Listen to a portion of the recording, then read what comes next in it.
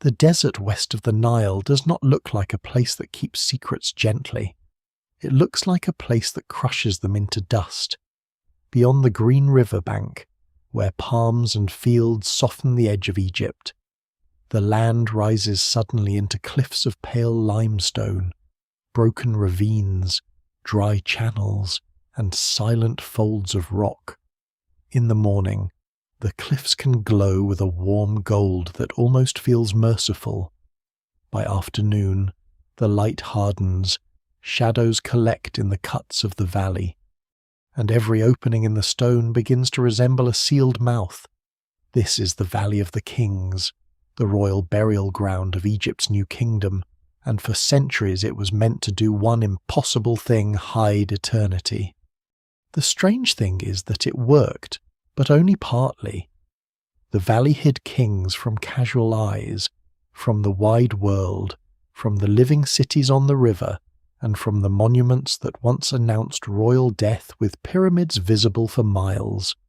It turned the burial of pharaohs inward, underground, into corridors cut into mountain rock and chambers painted with the maps of the afterlife. Yet the silence was never as complete as the Egyptians hoped. Doors were opened, seals were broken, bodies were moved. Floodwater entered chambers no priest ever intended water to touch. Cracks spread through ceilings that had been carved for immortality. In some tombs, the king remained only as a name, a fragment, a stain, a damaged line of sacred text. In others, the body vanished from the very place built to protect it. That is where the so-called curse begins to feel less like a ghost story and more like a wound in the landscape. Not a supernatural force reaching out from the dead, but a long pressure of human fear, greed, weather, politics, stone, and time. The modern world remembers the curse most vividly through Tutankhamun, the young king whose tomb was opened in 1922 and whose treasures seemed to rise out of the earth like a golden dream. Newspapers turned coincidence into omen, illness into punishment, and archaeology into a stage for ancient vengeance. But long before modern headlines made the mummy's curse famous, the Valley of the Kings had already been haunted by something more real: the failure of secrecy. Before we go deeper, take a moment to like the video and subscribe if this is the kind of history and mystery you enjoy. Because the story of the Valley of the Kings is not only a story about tombs, it is a story about a civilization trying to outwit death and discovering that death was not the only enemy. Imagine standing there before the valley became a tourist route, before electric lights, ticket paths, wooden walkways, cameras, and glass barriers. Imagine the ravine in its older state, empty except for wind, stone, and the small marks of those who knew where to look. There is no pyramid here to dominate the horizon, no shining casing stones, no colossal staircase to heaven. The royal cemetery of the new kingdom hides in a place that seems deliberately unfinished, almost hostile to grandeur. The entrance to a tomb may appear as a cut in the slope, a dark rectangle in pale rock, a doorway that could be covered, disguised, guarded, and forgotten. Behind it, however, the architecture descends into another world. Corridors drop toward burial chambers. Walls bloom with gods, serpents, solar boats, stars, demons, gates, and spells. The dead king does not merely sleep there. He travels. He passes through dangerous hours of night. He joins the sun god in a cosmic cycle of death and rebirth. What is hidden in the cliff is not just a corpse, but an entire theology of survival. This is why the valley is so unsettling. It contains some of the most careful preparations for eternity ever made. Yet its history is full of interruption. Royal tombs were not supposed to become crime scenes. They were not supposed to become emergency shelters for displaced mummies. They were not supposed to be reopened by priests who understood that leaving a king in his original tomb might doom him completely. Yet what survives in the record suggests that this happened again and again. The pharaohs who ruled Egypt in splendor did not always remain where they were buried. Some were carried away after death, wrapped again, labeled again, hidden again, placed with other kings in secret caches because the official system had failed. The valley's curse, then, is not a single event. It is a slow unraveling. At first, the place was chosen because it seemed safer than the old royal cemeteries. The Pyramid Age had left a magnificent warning. A pyramid could proclaim divine kingship, but it also announced where treasure lay. Its shape was a beacon. Its mass was a challenge. By the time the New Kingdom rulers made Thebes their sacred and political heart, royal burial had changed. The king would no longer rise beneath a mountain of masonry. He would enter the mountain itself, and above the Valley of the Kings stood a natural peak, often compared to a pyramid in outline, as if the desert had supplied what architecture no longer needed to shout. Still, secrecy has a strange weakness. The more precious the secret, the more dangerous the people who know it become. Tombs required planners, quarrymen, draftsmen, painters, plasterers, guards, priests, administrators, and suppliers. The valley could be remote, but it could not be unknown. Every corridor had to be cut by hands. Every burial chamber had to be decorated by specialists. Every sarcophagus had to be dragged, lowered, placed, sealed. Every treasure had to pass through a chain of human attention. The dead king depended on the living, and the living were never made of stone. From the beginning, the valley existed between two opposing truths. It was sacred, and it was vulnerable. It was hidden, and it was known. It was protected by ritual, guards, seals, fear of punishment, and reverence for the dead. But it was also filled with gold, linen, oils, jewelry, carved furniture, weapons, amulets, food offerings, ritual vessels, and objects whose materials could be melted, sold, reused, or stripped from a body in desperate times. The Egyptians imagined the tomb as a machine of resurrection. Others, especially during periods of crisis, could see it as a locked storehouse. And crisis did come. It did not arrive all at once like a cinematic disaster. It accumulated. Authority weakened. Payments faltered. Local power grew unstable. Workers complained of shortages. Officials competed. Priests gained influence. The Western Cliffs watched as one of the most elaborate funerary systems in human history became harder and harder to defend. Scholars still debate the exact timing, causes, and sequence of many robberies, restorations, and reburials. Because the evidence remains incomplete and often comes to us through damaged papyri, disturbed tombs, and later interventions. But the broad outline is difficult to escape by the late New Kingdom. The royal dead were no longer safe in the way the system had promised. There is a powerful irony in this. The Valley of the Kings was designed to solve the problem of the pyramids. It was supposed to remove royal burial from spectacle and place it inside secrecy. Yet secrecy did not save it from human knowledge, and stone did not save it from water. In the dry ravines, storms can be rare enough to seem almost imaginary, but when rain does come, it may come violently. Flash floods can rush through desert channels with terrifying force, carrying debris into places that look, on ordinary days, as if they have not known water for centuries. Modern studies of several tombs have shown what ancient builders may not have fully controlled: weak rock layers, unstable ceilings, moisture changes, and structural pressure can threaten even monuments cut for eternity. The valley is not a frozen vault, it is a living geological body, and it moves, cracks, absorbs, collapses, and erodes. This gives the curse its deeper shape. The ancient Egyptians feared that the dead could be disturbed, that the names of kings could be damaged, that the body might lose the protection it needed for the afterlife.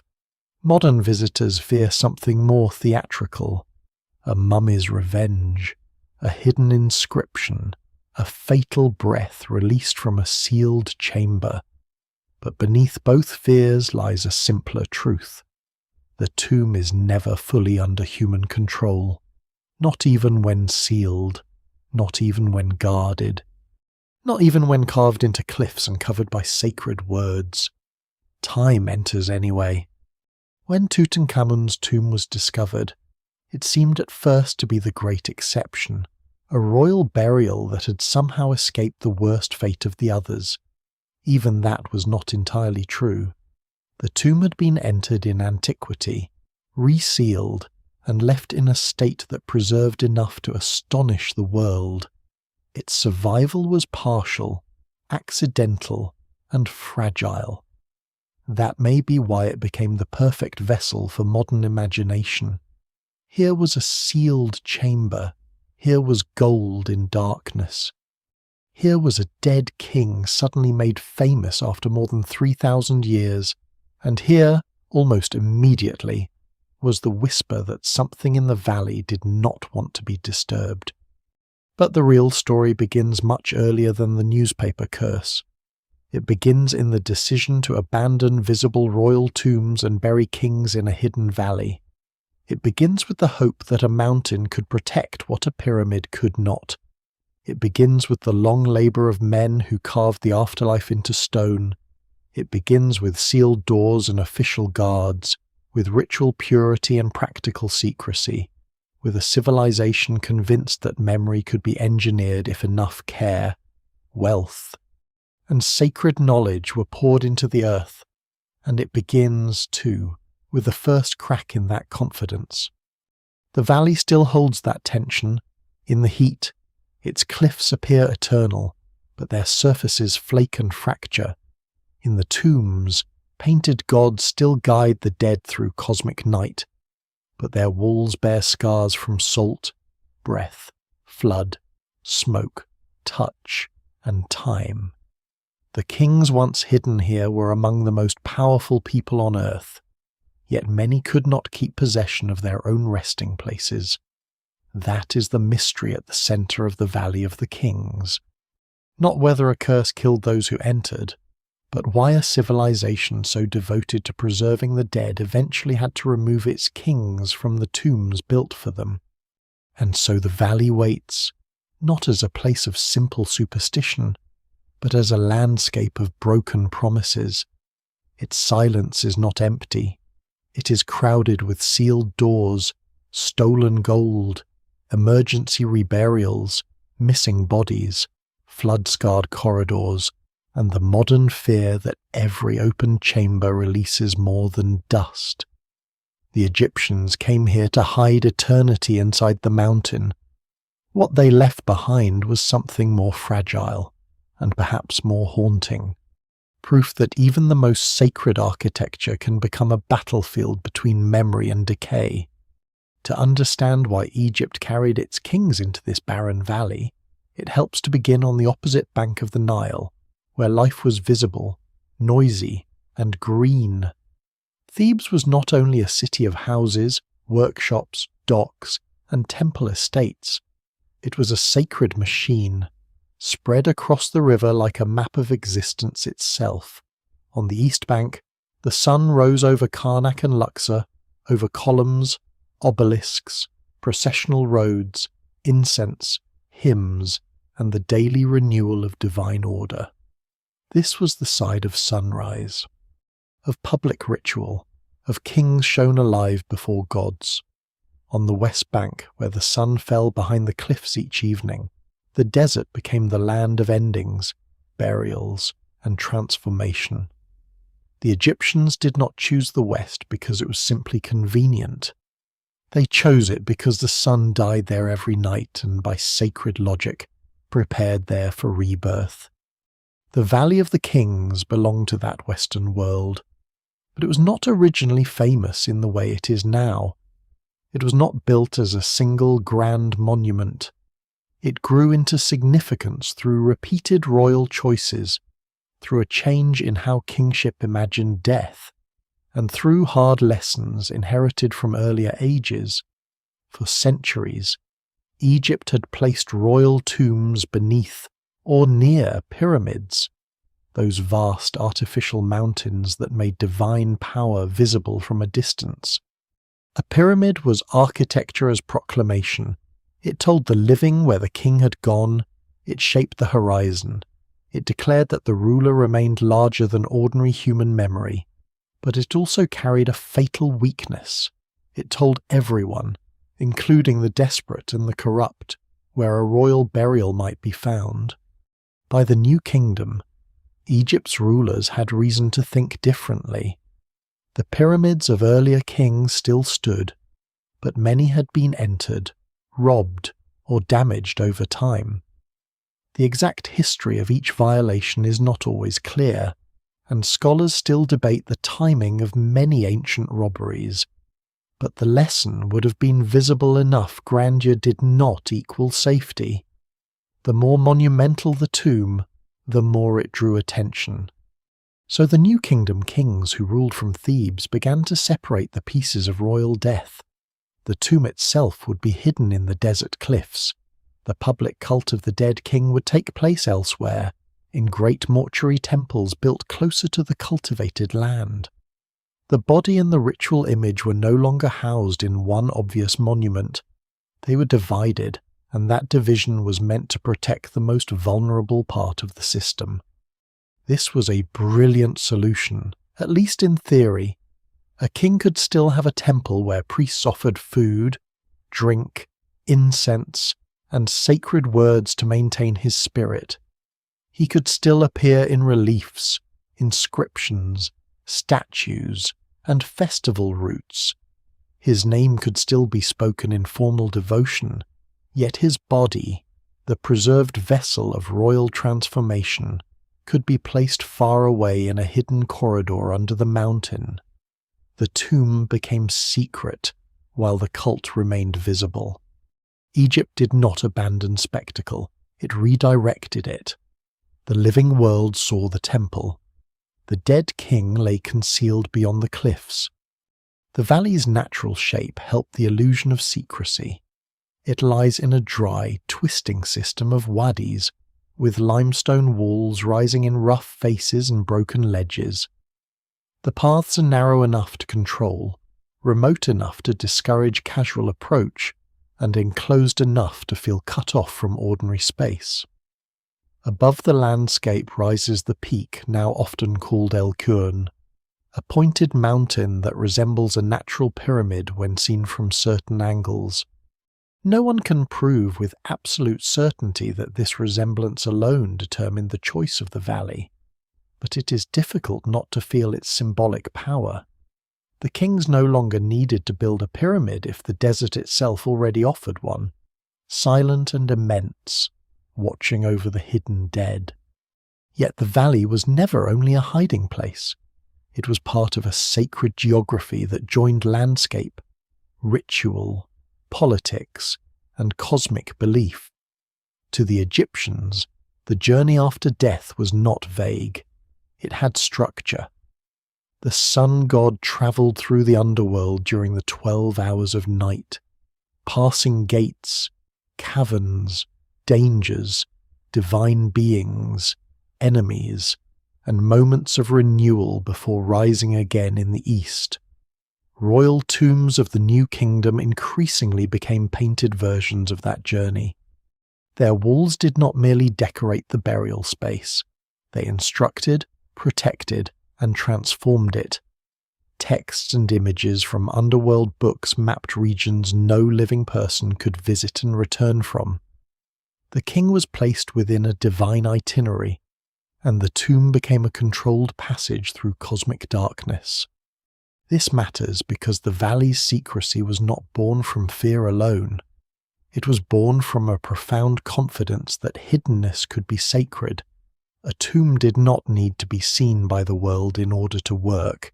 In fact, its power depended partly on being enclosed, sealed, and set apart. Darkness was not emptiness. It was a ritual condition. The burial chamber was not a storage room for a dead ruler. It was a miniature night sky, a womb of rebirth, a protected underworld where the king joined cycles older than kingship itself. To modern eyes, hiding a tomb may look mainly like a security strategy. To ancient Egypt, it was also a theological design. Still, every sacred design had practical needs. Tombs had to be planned in relation to the rock. Corridors had to follow slopes, avoid unstable layers where possible, and adapt when builders met flaws underground. Some tombs are straight and commanding. Others twist, shift, or reveal changes in plan, reminding us that even royal architecture negotiated with stone. The evidence remains incomplete, but surviving tombs show a combination of ideology and problem-solving.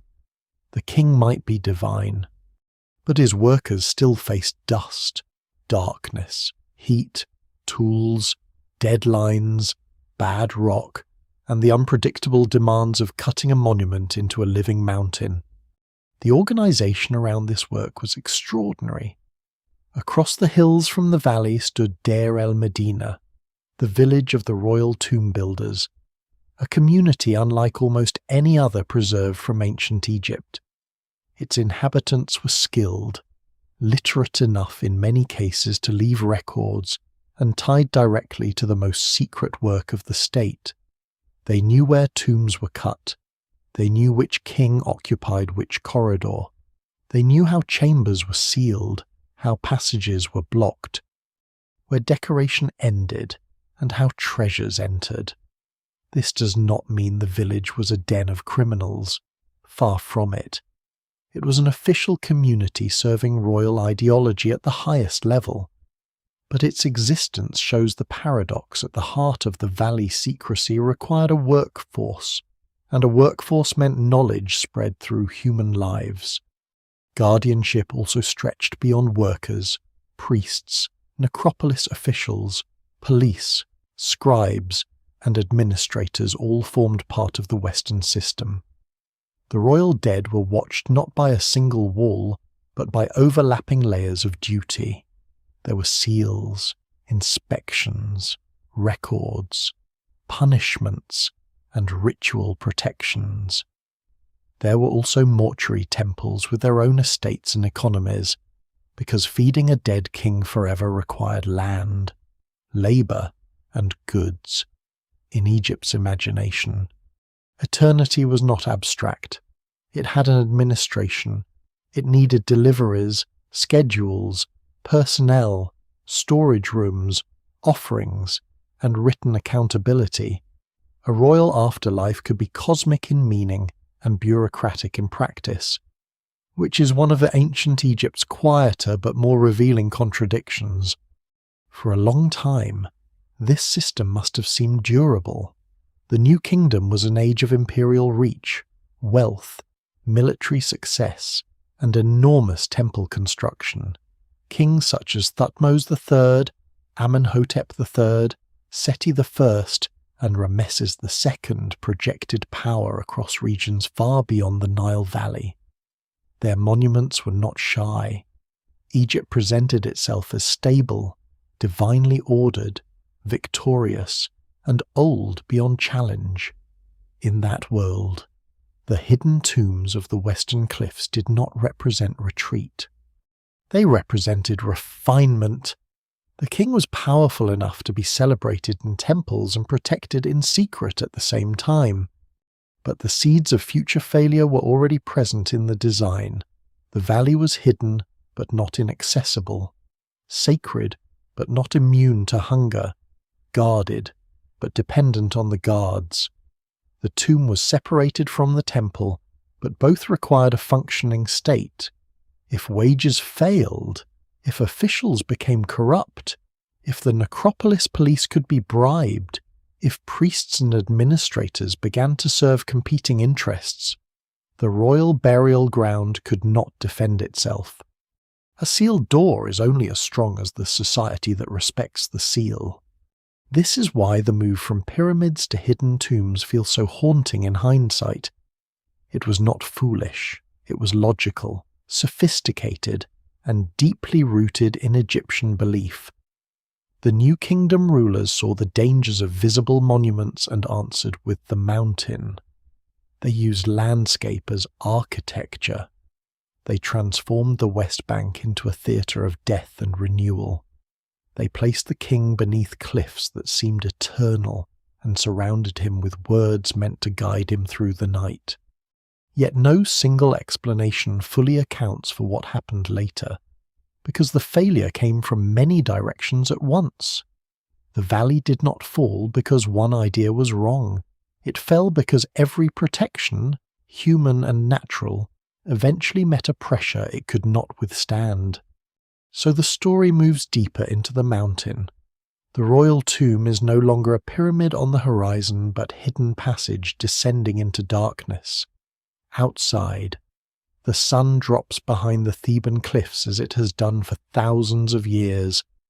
Inside, painters cover stone with gods, stars, serpents, gates, and solar boats. The king is prepared for a journey no living subject can follow. Egypt has changed the architecture of eternity, believing secrecy will buy safety. For a while, perhaps it does. But every secret has a keeper, and every keeper belongs to history. Inside the mountain, royal death becomes architecture. The first impression of a Valley of the King's tomb is often its descent, a doorway cut into pale stone, a passage sloping down from the open heat into shadow, a tightening of air, then the slow revelation of walls that were never meant for ordinary eyes. These tombs are not built to be admired from outside. Their power lies in the hidden sequence. One space leads to another, and each step carries the king farther from the world of fields.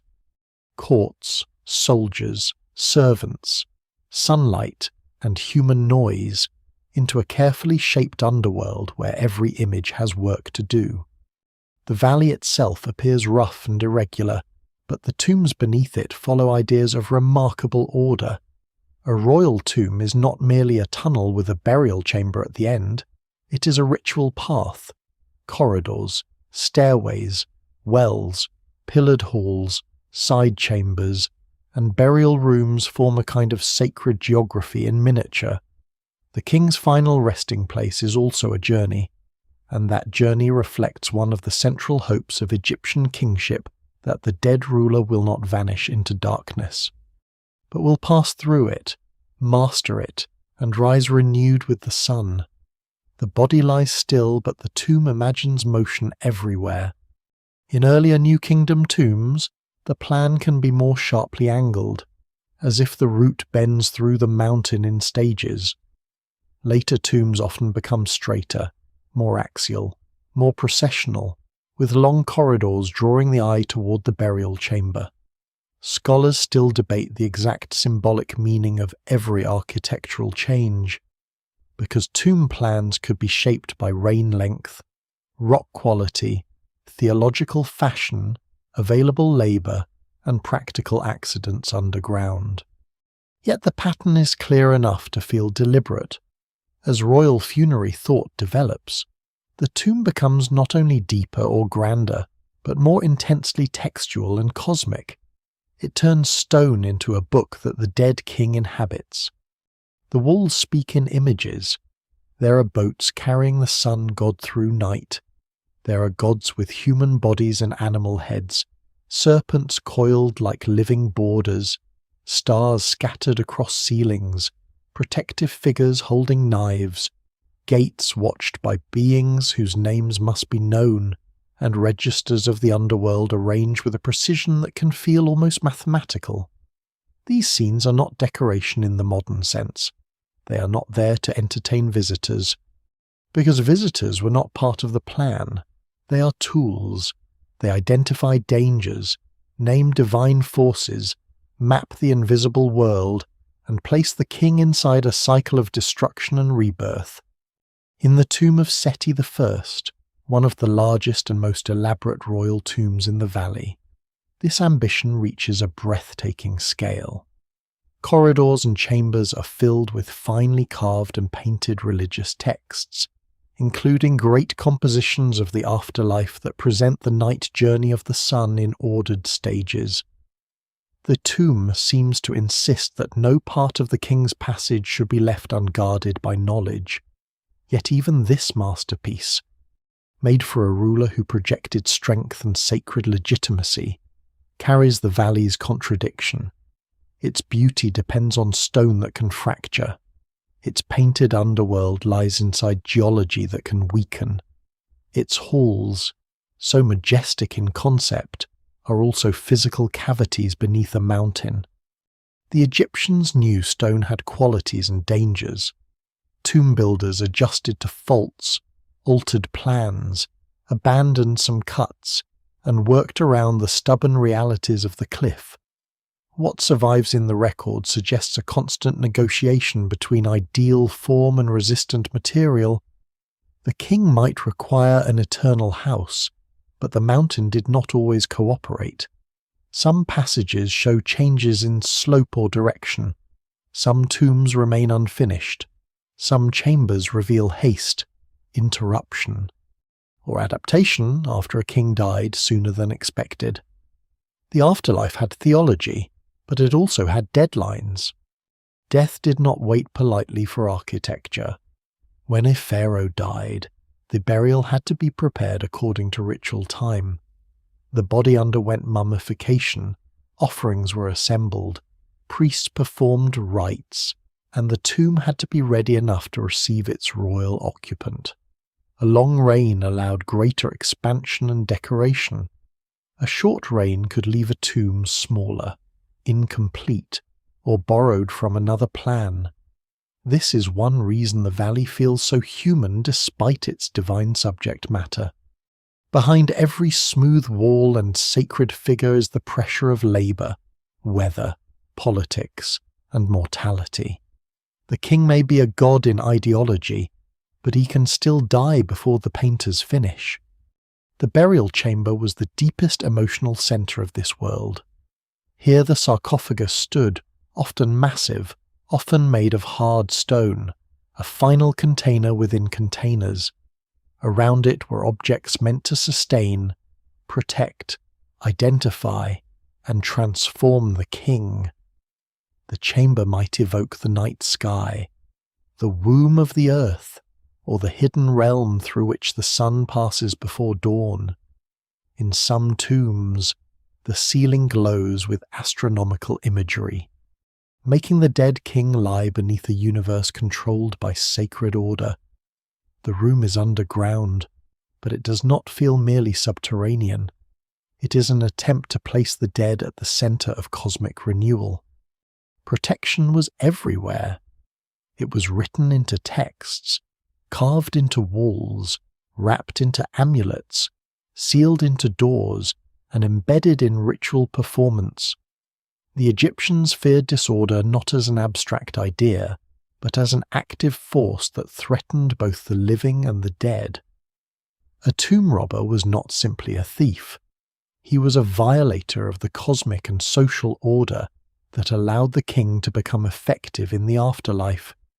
Damage to the body, the name, the burial equipment, or the sealed chamber could have spiritual consequences. That belief gave the tomb its seriousness. It also made later violations feel, to Egyptian officials and priests, like more than ordinary crime. Yet even spiritual protection depended on secrecy and maintenance. A painted demon could guard a passage in religious imagination, but a human guard still had to watch the valley. A spell could name the gates of the underworld, but a door in the physical world still had to be sealed.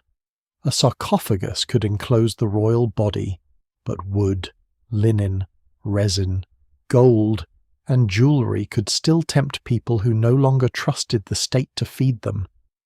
The tombs were designed as eternal machines, but each machine had parts that could be broken, stolen, flooded, or forgotten.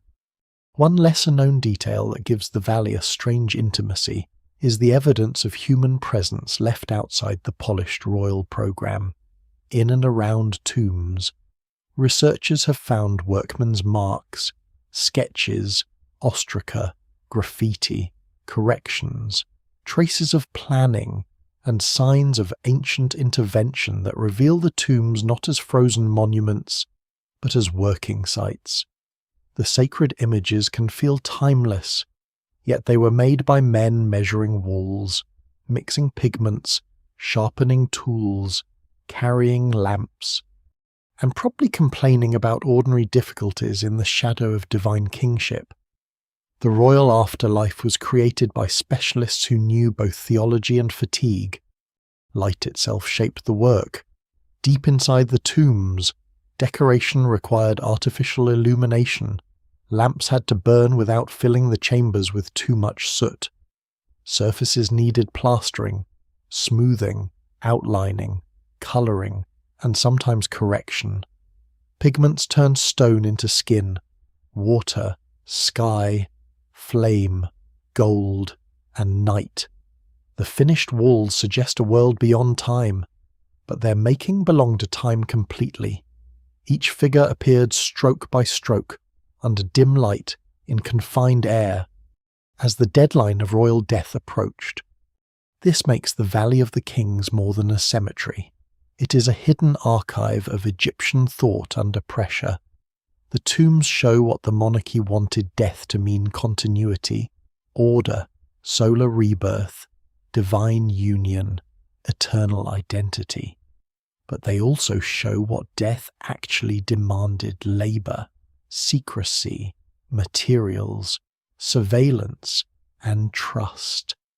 The mountain could receive the king, but it could not complete the promise alone. The promise required a society strong enough to defend the invisible. For a while, the corridors beneath the cliffs must have seemed like the most secure sacred spaces in Egypt.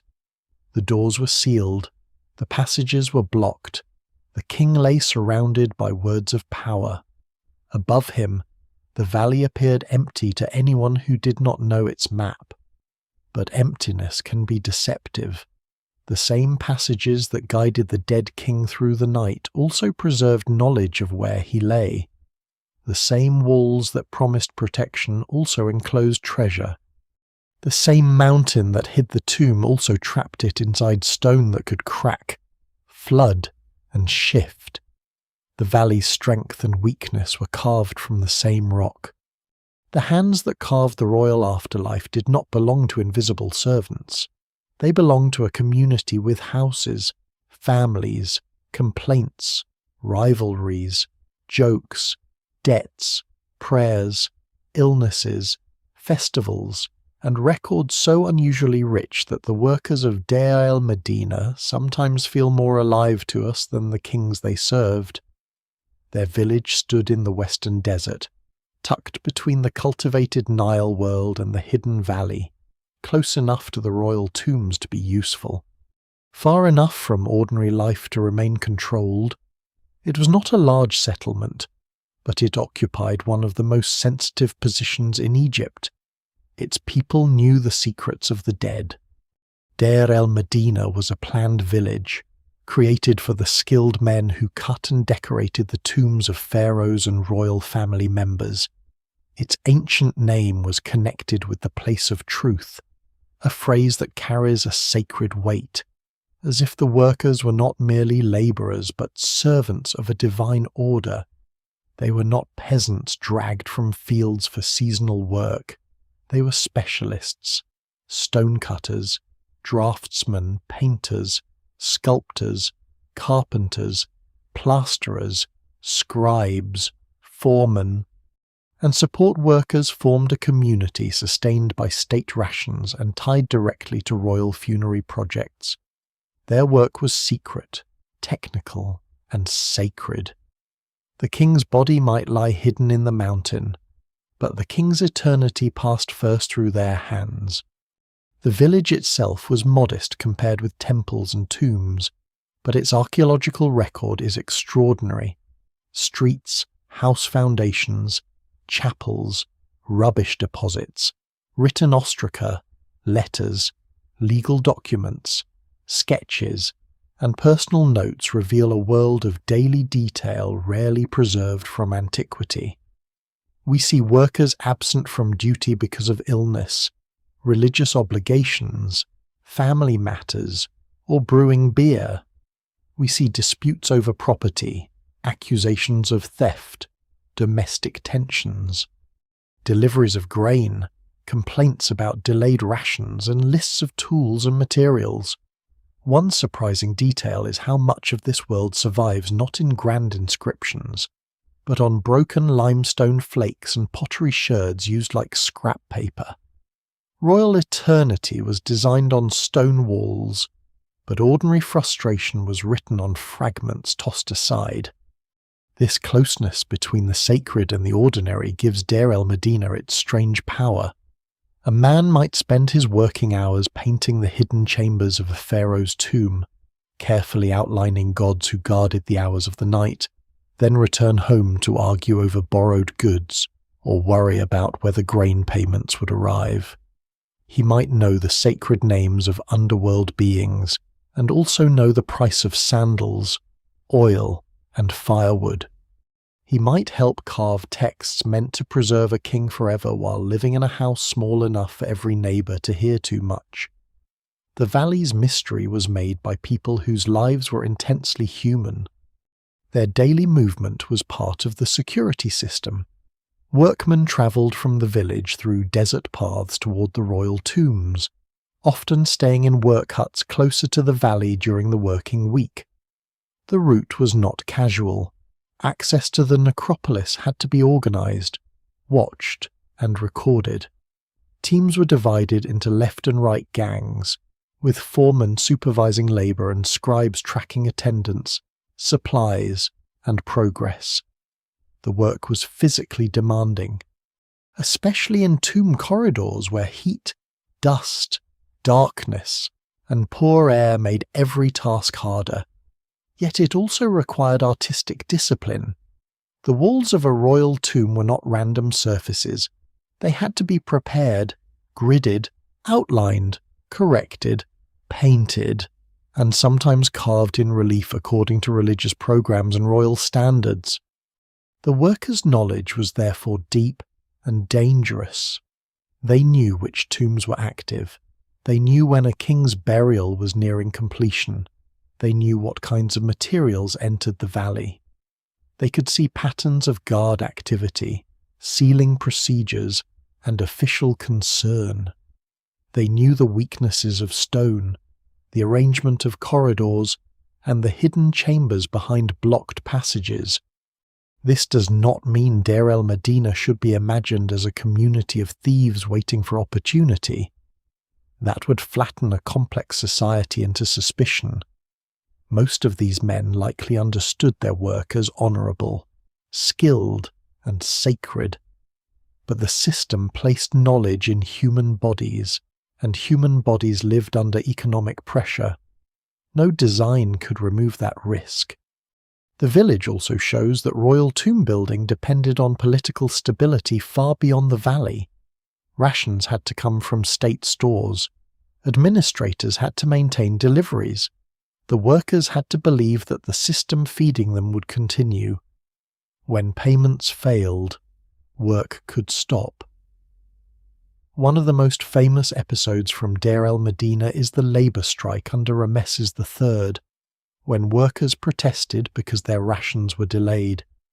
It is often described as one of the earliest recorded strikes in history, and it reveals something crucial about the royal cemetery.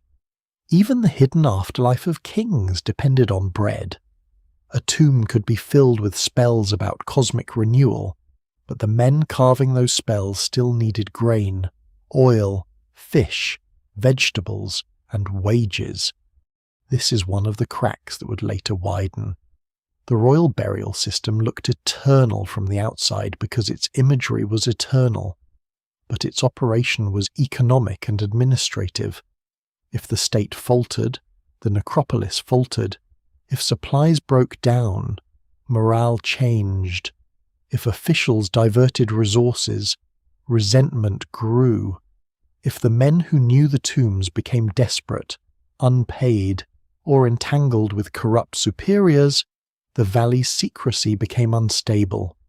Scholars still debate how directly economic hardship led to specific robberies, and the evidence remains incomplete. But the relationship between late New Kingdom strain and necropolis insecurity is difficult to ignore. There is also a psychological dimension. The workers lived near the dead, but not in a world of horror. The dead were part of the sacred order. Tombs, ancestor chapels, offerings, and funerary rituals were woven into the landscape. Yet proximity changes fear. A distant king can be divine. A hidden tomb you helped cut has measurements, tool marks, entrances, and routines. Sacredness does not disappear, but it becomes familiar. The more familiar a forbidden place becomes, the more it relies on discipline, a belief, and enforcement to remain forbidden. The records from Deir el-Medina also preserve personalities. Some workers appear as skilled and respected. Others appear troublesome, ambitious, litigious, or accused of misconduct. 4 men could hold considerable influence, and local politics mattered. Officials were not abstract extensions of the king. They were men with relationships, enemies, favours, and vulnerabilities. This is important because tomb security did not fail only when strangers came from outside. It could fail through networks, silence, bribery, intimidation, and the slow erosion of trust among people who already belonged to the necropolis world. Still, the village should not be remembered only through the shadow of robbery. It was also the source of some of Egypt's most beautiful hidden art. The precision of royal tomb decoration, the elegance of line, the controlled colours, the repeated confidence of divine forms moving through darkness, all of this depended on trained eyes and steady hands. The workers gave the valley its visual soul. They turned underground stone into a night sky, a ritual map, a royal passage through death. Without them, the Valley of the Kings would be holes in rock. With them, it became one of the most elaborate landscapes of afterlife ever created. That is why their position is so haunting. They were protectors and potential liabilities, servants of eternity and witnesses to its weaknesses. Their village stood at the edge of a sacred secret, and over generations that secret became part of daily life. The royal tombs were meant to be hidden from the world, but they could never be hidden from the people who made them. In the beginning, that knowledge allowed Egypt to create wonders underground. Later, when the wider order began to crack, the same knowledge would become one of the valley's most dangerous inheritances. What the workers of Deir el-Medina created in the mountain was not meant to be empty. A royal tomb without its burial equipment would have been like a temple without offerings, a body without breath, a map without roads. The corridors and painted chambers gave the dead king a sacred route through the underworld, but the objects placed around him gave that journey weight, protection, identity, and continuity. To modern eyes, the treasures of the Valley of the Kings can look like wealth stored underground, and in one sense they were exactly that. Gold, alabaster, ebony, ivory, faience, linen, oils, jewellery, chariots, weapons, beds, chairs, boxes, food vessels, ritual tools, amulets, and shrines passed into the tomb in astonishing quantities. But to the Egyptians, these were not simply possessions. They were instruments of survival. A pharaoh entered the tomb as a transformed being, but he did not enter alone. He was surrounded by substitutes for a complete royal world. Furniture offered rest. Food and drink sustained the spirit. Clothing preserved rank and dignity. Cosmetic containers, perfumes, and oils maintained the body's ideal state. Chariots and weapons expressed royal power. Ritual vessels allowed offerings to continue. Amulets guarded vulnerable parts of the mummy. Small figures known as shabtis could serve the deceased in the next world, answering on his behalf if labour were demanded. The tomb was not a grave in the narrow modern sense. It was a stocked palace for eternity, compressed into darkness. This is one reason Tutankhamun's tomb shocked the modern world so deeply.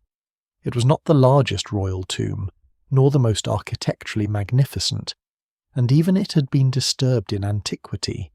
Yet the quantity of surviving material was overwhelming. The famous golden mask became the image everyone remembered. But the tomb also contained nested shrines, chariots, walking sticks, beds shaped with animal forms, boxes, clothing, sandals, jewellery, model boats, game boards, food offerings. Ritual objects and ordinary-looking items made extraordinary by their context. A lesser-known but revealing detail is the presence of many walking sticks, some showing signs of use, which has helped shape discussions about the young king's health and daily life. Even in a royal tomb full of cosmic symbolism, the personal and practical survive beside the divine. The splendour can mislead us, though. Gold was not merely decoration. In Egyptian religious imagination, gold was linked with the flesh of the gods, incorruptible, radiant, untouched by decay. To cover a royal body or shrine with gold was not only to display wealth, it was to align the king with divine permanence. Blue and green materials could evoke regeneration, water, vegetation, and the renewed life of the Nile. Red could carry danger, power, desert force, or solar intensity. Linen wrappings did not simply cover the dead, they participated in purification and reconstitution. The materials of the tomb formed a language. The dead king was surrounded by a grammar of rebirth. At the centre of everything lay the body. Egyptian mummification was not an attempt to deny death in a simple way. It was a technical and ritual process meant to preserve recognizable form so that the person could continue to exist in transformed modes. For a king, this mattered on a cosmic scale. The ruler's body was tied to divine kingship, to ritual order, to the continuity between gods and Egypt. The mummy needed protection not because Egyptians imagined it as only flesh, but because it served as a focus for identity. Damage to the body could threaten more than memory. It could disturb the carefully maintained relationship between name, image, spirit, and eternal life. Around the mummy, layers of protection multiplied, coffins nested within coffins, shrines enclosed coffins, sarcophagi enclosed shrines or burial containers. Amulets were placed within wrappings. Ritual texts named dangers before they could overwhelm the dead. Doors were blocked and sealed. In some burials, the layering feels almost obsessive, but that intensity makes sense in a worldview where survival after death required correct preparation. The Egyptians did not imagine eternity as automatic. It had to be built, spoken, wrapped, sealed, and maintained. Yet the same objects that protected the dead also endangered them. A tomb full of sacred equipment was also a tomb full of material value. Gold could be stripped, silver could be taken, copper tools, bronze fittings, fine woods, oils, cloth, and resins could be reused or sold. Jewelry could be broken apart. Coffins could be robbed of precious inlays. Even objects with sacred meaning could become raw material once reverence weakened or desperation grew. The valley's treasures were meant to make death secure, but they made secrecy worth betraying. This tension was present from the moment burial goods entered the tomb. Every item had to be made somewhere, recorded somewhere, transported by someone, inspected by someone, and finally placed by someone who saw at least part of the burial's contents. The more lavish the equipment, the more people might know that wealth had gone underground. The exact routes and handling of every object are not always recoverable, and scholars still debate how much information different groups possessed at different times. But the basic problem is unavoidable. Treasure cannot be hidden without first being gathered in public systems of production and delivery. Some tomb goods also had lives before burial. Objects could be inherited, repurposed, altered, reinscribed, or made from materials connected to earlier royal workshops. Royal burials were not always cleanly created from nothing for a single king, especially when death came unexpectedly. Equipment might be adapted from existing stock. In Tutankhamun's burial, scholars have long discussed whether some objects were originally intended for someone else, perhaps because the young king died before a fully planned royal burial could be prepared. The evidence remains incomplete, and not every claim is settled, but the possibility reminds us that even royal eternity could involve improvisation. Improvisation did not reduce sacred meaning. It may have made the burial more urgent. When a king died, the living had to act within ritual time, not perfect time. Workshops, priests, officials, and embalmers had to bring together a functioning afterlife from available resources. The result could be magnificent and slightly chaotic at once. Boxes packed with objects, corridors crowded with goods, chambers filled beyond easy movement, shrines assembled within confined spaces. All of this suggests that royal burial was both a ceremony of order and a logistical struggle. Eternity had to be delivered before the deadline closed. For the ancient robbers who later entered tombs, this crowded sacred world became something else. They did not necessarily see objects as modern museum pieces, and they may not always have cared about the artistic unity of a burial. They saw removable value. A shrine could be hacked for metal, a mummy could be unwrapped for amulets, a coffin could be stripped, sealed jars could be opened. Even if fear of punishment or spiritual danger remained, the practical temptation could become stronger in times of crisis. No single explanation fully accounts for every act of tomb robbery, because motives likely varied: greed, hunger, coercion, opportunity, corruption, and knowledge all played their parts. This is why the treasures of the Valley of the Kings are not only beautiful, they are tragic. They reveal the height of Egypt's confidence in the afterlife, and they also explain why that confidence became vulnerable. A royal tomb promised that the king would continue forever, surrounded by everything needed for divine rebirth. But the richer the promise, the greater the danger. The tomb was a sacred machine, but also a concentration of wealth in a world where living people could suffer shortages, ambitions, and fear. The mountain held eternity, but eternity glittered, and glitter, even under seals and prayers, has always been difficult for human beings to leave untouched. The Valley of the Kings did not fail in a single dramatic night. There was no one moment when Egypt woke to discover that its royal dead were suddenly unprotected. The collapse came more slowly, and that makes it more disturbing. A sacred system that had seemed immovable began to loosen one knot at a time. Wages arrived late, officials lost authority, local rivalries sharpened, temples accumulated power. the price of survival rose. The prestige of kingship remained carved on walls. But beyond the walls, the machinery that protected the tombs began to strain. The golden system did not shatter like glass. It cracked like dry mud under heat. By the late New Kingdom, especially during and after the Ramesside Age, Egypt was no longer the confident imperial machine it had been at its height. The country still possessed temples, priests, armies, scribes, and old symbols of divine order. But the balance underneath had changed. Foreign campaigns, internal costs, succession problems, pressure on resources, and shifting centres of power all contributed to a more fragile political world. Scholars still debate the weight of each factor, because the evidence remains uneven and often comes from administrative records, later interpretations, and damaged documents.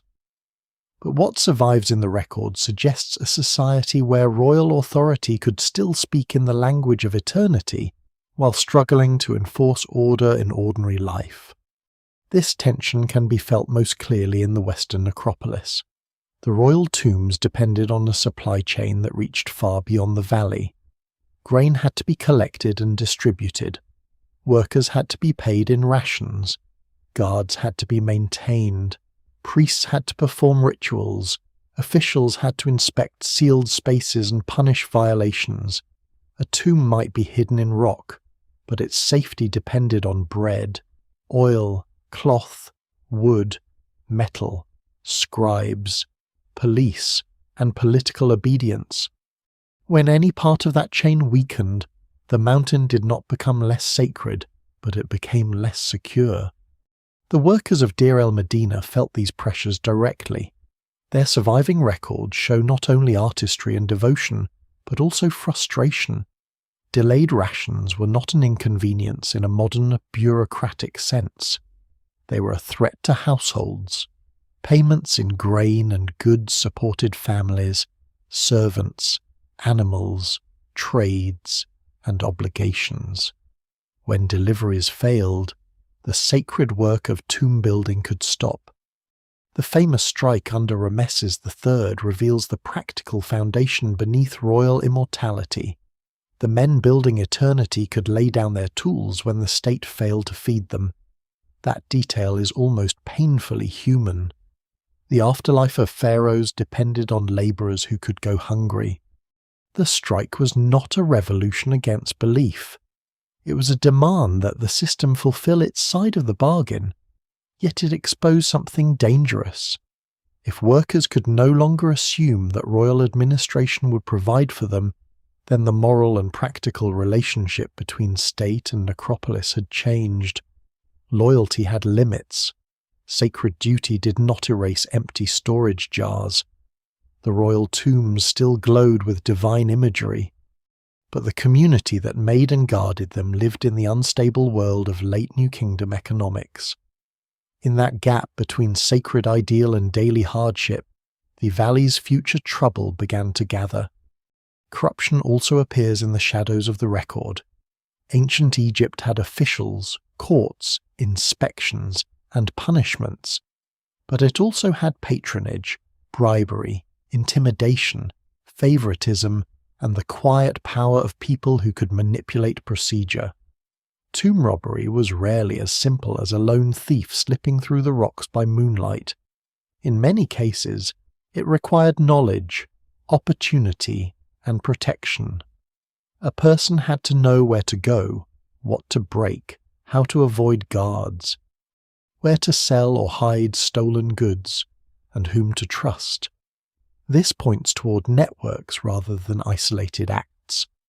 Later records of tomb robbery investigations suggest bands of thieves, family connections, official involvement, and a society where the boundaries between criminal, worker, guard, and administrator could become disturbingly porous. This is one of the darker lessons of the Valley. A security system can be defeated not only by outsiders, but by the people inside it. The royal dead were not protected by stone alone. they were protected by relationships of authority. If those relationships rotted, the tombs became vulnerable from within. A sealed doorway could be inspected and declared intact by one official, questioned by another, and quietly violated by someone with the right knowledge. A stolen object could pass through hands that knew not to ask too many questions. A confession could reveal names, but never the full atmosphere that made the crime possible. The late New Kingdom also saw a growing separation between the image of centralized power and the reality of local control. Thebes, with its immense temple estates and priestly institutions, became a world where religious and administrative authority could rival royal command. The high priests of Amun did not simply perform ceremonies, they managed wealth, land, personnel, and political influence. Far to the north, royal power remained important, but the unity of command that has once made the New Kingdom so formidable was weakening. The Valley of the Kings sat within this shifting Theban landscape, where sacred prestige was immense but political control was complicated. The royal tombs became trapped between old ideology and new conditions. The ideology said that the pharaoh was divine, that his burial was inviolable, that his name and body must be preserved for cosmic order. The conditions said that gold underground could feed ambition, that guards could be bribed, that officials could be compromised, that records could be manipulated, and that desperate people might risk supernatural fear for immediate gain. No single explanation fully accounts for this transformation. It was not simply greed. It was not simply poverty. It was not simply loss of faith. It was the convergence of all these pressures inside a system built on secrecy. Even the physical valley may have played a role in this slow failure. Hidden tombs were hard to find for strangers, but not for those who worked there. The clustered geography of the royal cemetery meant that once the necropolis community understood its layout, the tombs formed a known landscape of opportunity.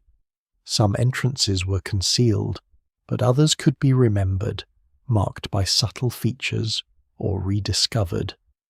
Over generations, knowledge did not vanish just because the door was blocked. A father could pass hints to a son, a worker could remember a corridor, an official could know which tomb had been inspected and which had not. The valley was secret from the outside world, but memory lived inside the community. There is a quiet tragedy in how practical the threat became. The Egyptians had imagined dangers of the afterlife with astonishing detail. They painted serpents, gates, knives, demons, and divine guardians on tomb walls. They gave the king spells to cross cosmic darkness. Yet the enemy that undid many royal burials was not a monster from the underworld. It was a man with a tool, a connection, a hunger, a superior willing to look away, or a market for stolen metal. The sacred imagination had prepared the king for night, but not for administrative decay. By the time the great tomb robberies became a matter of official investigation, the old confidence had already been damaged. The state still tried to respond. It inspected tombs, questioned suspects, recorded testimonies, and punished offenders. That effort matters, because it shows that Egyptian authorities did not simply surrender the dead. They understood the violation as serious. They attempted to restore order, but the need for such investigations reveals the scale of the problem. A system that must repeatedly prove its tombs have not been robbed is already living with fear. The curse of the valley in this older sense is the curse of a promise that depended on too many fragile things. Egypt promised its kings hidden eternity, but hidden eternity required stable wages, honest officials, loyal guards, functioning temples, controlled knowledge, and a landscape that remained sealed. When the world beyond the tomb began to fracture, the tomb could not remain untouched. The mountain still stood. The painted gods still watched from the walls. The sealed chambers still held the language of rebirth, but outside those doors, the living order that protected the dead was beginning to fail. The first tomb robbers of the Valley of the Kings did not enter history as shadows in a legend. They entered it through paperwork. That is one of the strangest and most revealing things about the collapse of royal tomb security. The dead kings were not only violated in darkness, but investigated in ink. Ancient officials inspected tomb doors, questioned suspects, recorded accusations, listed damage, and preserved fragments of a world where the most sacred cemetery in Egypt had become the subject of legal procedure. The valley was no longer only a landscape of ritual silence. It had become a crime scene. The surviving robbery papyri do not give us a complete picture. They are damaged, selective, and tied to particular investigations rather than a full history of every tomb violation. Scholars still debate the exact chronology of the great tomb robberies and how individual documents should be placed within the late 20th dynasty. Yet the broad impression is unmistakable. By the later Ramesside period, tomb robbery around Thebes had become organized enough, alarming enough, and politically sensitive enough to require formal inquiry. The Egyptian state, weakened but not absent, was trying to find out whether the houses of eternity had been opened by human hands. One of the most important records is known today as the Abbot Papyrus, a document connected with inspections of royal and elite tombs around Thebes. Its power lies in its bureaucratic calm. It does not tell the story like a myth. It moves through tombs, checks conditions, notes whether entrances remain intact or have been breached, and shows officials attempting to distinguish rumour from violation. That tone makes the situation more chilling, not less. A supernatural curse needs thunder. A collapsing security system needs clerks. The presence of inspection reports means that fear had entered administration. Someone had to ask, tomb by tomb, whether the dead were still protected. The investigations reveal a world of uncertainty.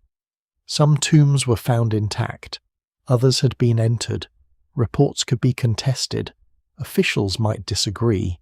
Accusations could carry political motives. A tomb declared safe by one group might be questioned by another. And the act of inspection itself could become part of local rivalry. The royal dead lay beneath a society where truth was no longer easy to separate from influence. Even the checking of sacred spaces could be tangled in power. What survives in the record suggests that tomb robbery was not merely a criminal problem. It was a symptom of institutional distrust. The robbers themselves were not always faceless outsiders. Some were quarrymen, craftsmen, metalworkers, sailors, labourers, or people connected in some way to the necropolis economy. Others may have relied on insiders who knew where to go and how to enter. The evidence remains incomplete, and it would be too simple to imagine every worker as a thief or every official as corrupt. But the investigations point again and again toward networks. A royal tomb was difficult to rob alone. Stone blocking had to be broken, valuables identified, objects removed, metals processed, and stolen goods hidden or distributed. This required more than courage. It required knowledge and cooperation. Papyrus Maya B, associated with testimony about the robbery of the tomb of Rameses VI, gives a more intimate sense of this underworld. It preserves the atmosphere of confession and accusation, where named individuals become attached to acts that once seemed almost unthinkable. The robbers are not monsters from outside civilization. They are men inside it, speaking through legal records after sacred boundaries have been crossed. The tomb of a king, sealed in the mountain and surrounded by divine texts, becomes the setting for breaking, entering, stripping, carrying, dividing, and lying. The distance between cosmic order and human appetite narrows to the width of a blocked doorway. The methods were often brutal in practical terms, even when the records are restrained. Robbers might tunnel through debris, break through masonry, smash doors, pry open containers, tear apart shrines, strip coffins, and search mummies for amulets and precious metal. The body of the king, once wrapped with ritual precision, could become a target because jewelry and protective objects were hidden within the linen. This is where the spiritual horror of tomb robbery becomes clear. Theft was not only the removal of treasure from a room, it could become an assault on the carefully prepared identity of the dead. For Egyptians who believed the preserved body mattered to afterlife survival, such violation was profoundly dangerous. Yet the robbers were not necessarily acting from disbelief. That is one of the more unsettling possibilities. A person can fear the gods and still commit a crime if hunger, greed, coercion, or opportunity is strong enough. Ancient people did not always behave according to the ideals written in their temples. The existence of sacred fear did not make every tomb safe. Some robbers may have justified their actions, minimized them, trusted rituals to protect themselves, relied on powerful backers, or simply accepted the risk. No single explanation fully accounts for why men crossed those thresholds. But the records suggest a world where practical pressures could overpower even deep cultural taboos. The stolen goods themselves moved through hidden channels. Gold and silver could be broken down, melted, shared, or traded. Fine materials could lose their royal identity once removed from their setting.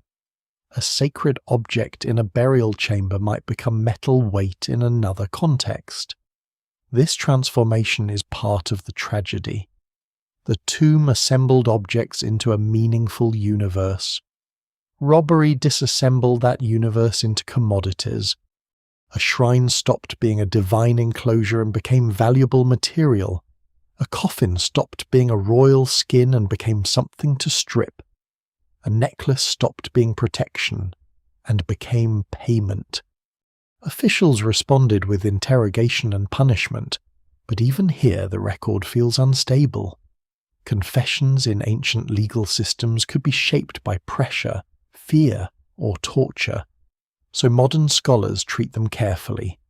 They can reveal names, procedures, and social connections, but they do not always reveal the full truth behind an event. The evidence must be read with caution. Still, these documents remain invaluable because they show the state trying to impose order after the fact. The machinery of justice still existed. Scribes still wrote. Investigators still inspected. But the very need for these records shows that the valley's sacred shield had been pierced. One lesser-known detail is that the robbery investigations did not concern only royal tombs. Elite burials, temples, and related sacred spaces also came under threat. The crisis was wider than one king or one chamber. It belonged to a late Ramesside society in which burial wealth, temple property, and necropolis knowledge could all become entangled in theft. The Valley of the Kings was the most famous and symbolically charged part of the problem, but it was not an isolated island of crime. It was part of a broader Western Theban landscape where the dead and the institutions serving them had accumulated enormous value. That broader crisis helps explain why the valley eventually ceased to function as originally intended. The purpose of a royal tomb was not merely to hide treasure. It was to preserve the king's body, name, and transformation. Once repeated robbery became a realistic danger. The entire logic of the burial place changed. A tomb could no longer be trusted just because it had been sealed. A royal mummy could no longer be assumed safe because it lay behind painted corridors. In time, Officials and priests would face a terrible choice: leave the king in his proper tomb and risk further violation, or disturb the burial themselves in order to save what remained. The first tomb robbers therefore did more than steal objects. They broke confidence. They proved that the mountain could be entered, that seals could be overcome, that sacred fear could be negotiated, and that royal death was not beyond the reach of social collapse. The valley had been chosen to hide eternity, but once the hidden places became known to thieves, eternity itself had to be moved. Once the royal tombs could no longer be trusted, the living were forced into an act that would once have seemed almost unthinkable. They entered the resting places of kings not to rob them, but to rescue them. The same sealed corridors that thieves had broken for gold were opened by priests and officials for a different reason: to save the bodies from further destruction. It was a strange reversal. The tomb had been designed to remain closed forever, yet now preservation required violation. To protect the dead, the guardians of the dead had to disturb them. This is one of the most haunting phases in the history of the Valley of the Kings. The pharaohs have been buried with ceremony, secrecy, and confidence, each king placed within his own eternal house, surrounded by texts, shrines, coffins, amulets, and sacred rebirth.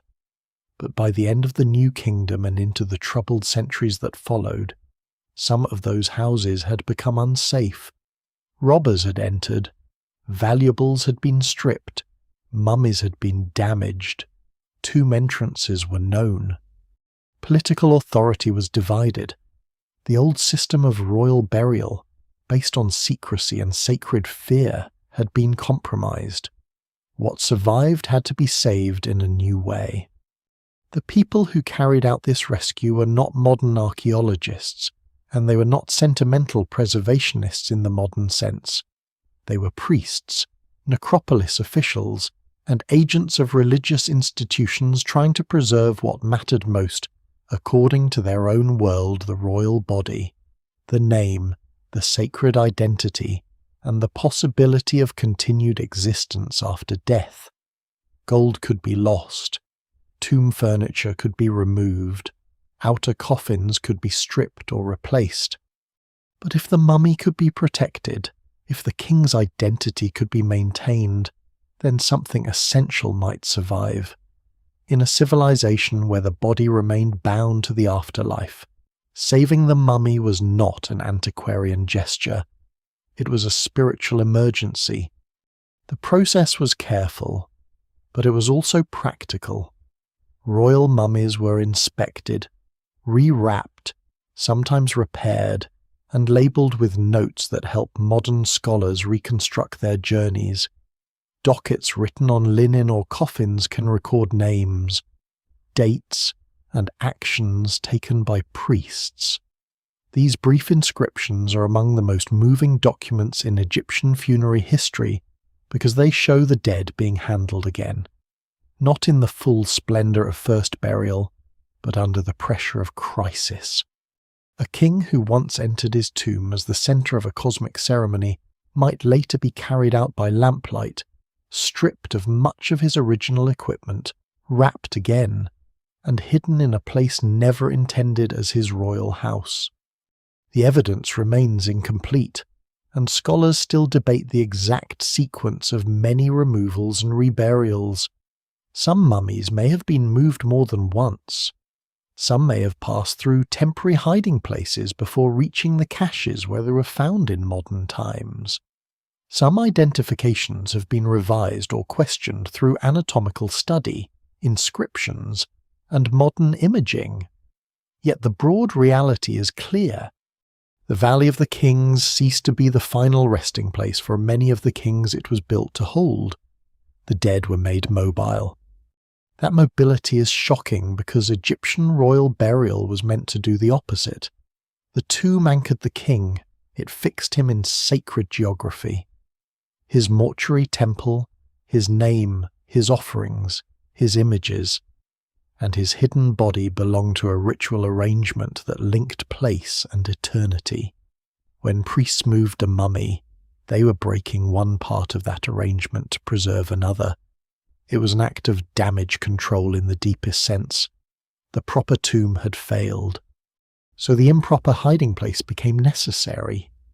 The greatest symbol of this emergency is the royal cache at Deir el-Bahri, often known as TT320, where a remarkable group of royal mummies was eventually discovered in the 19th century.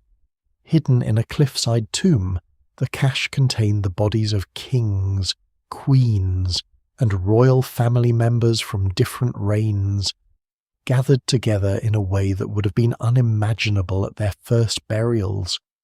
Rulers who had once occupied separate tombs, separate reigns, separate monumental identities, were now crowded into a secret refuge.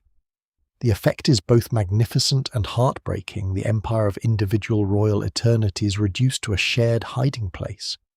Another important cache was found in the tomb of Amenhotep II, KV35, where several royal mummies were gathered.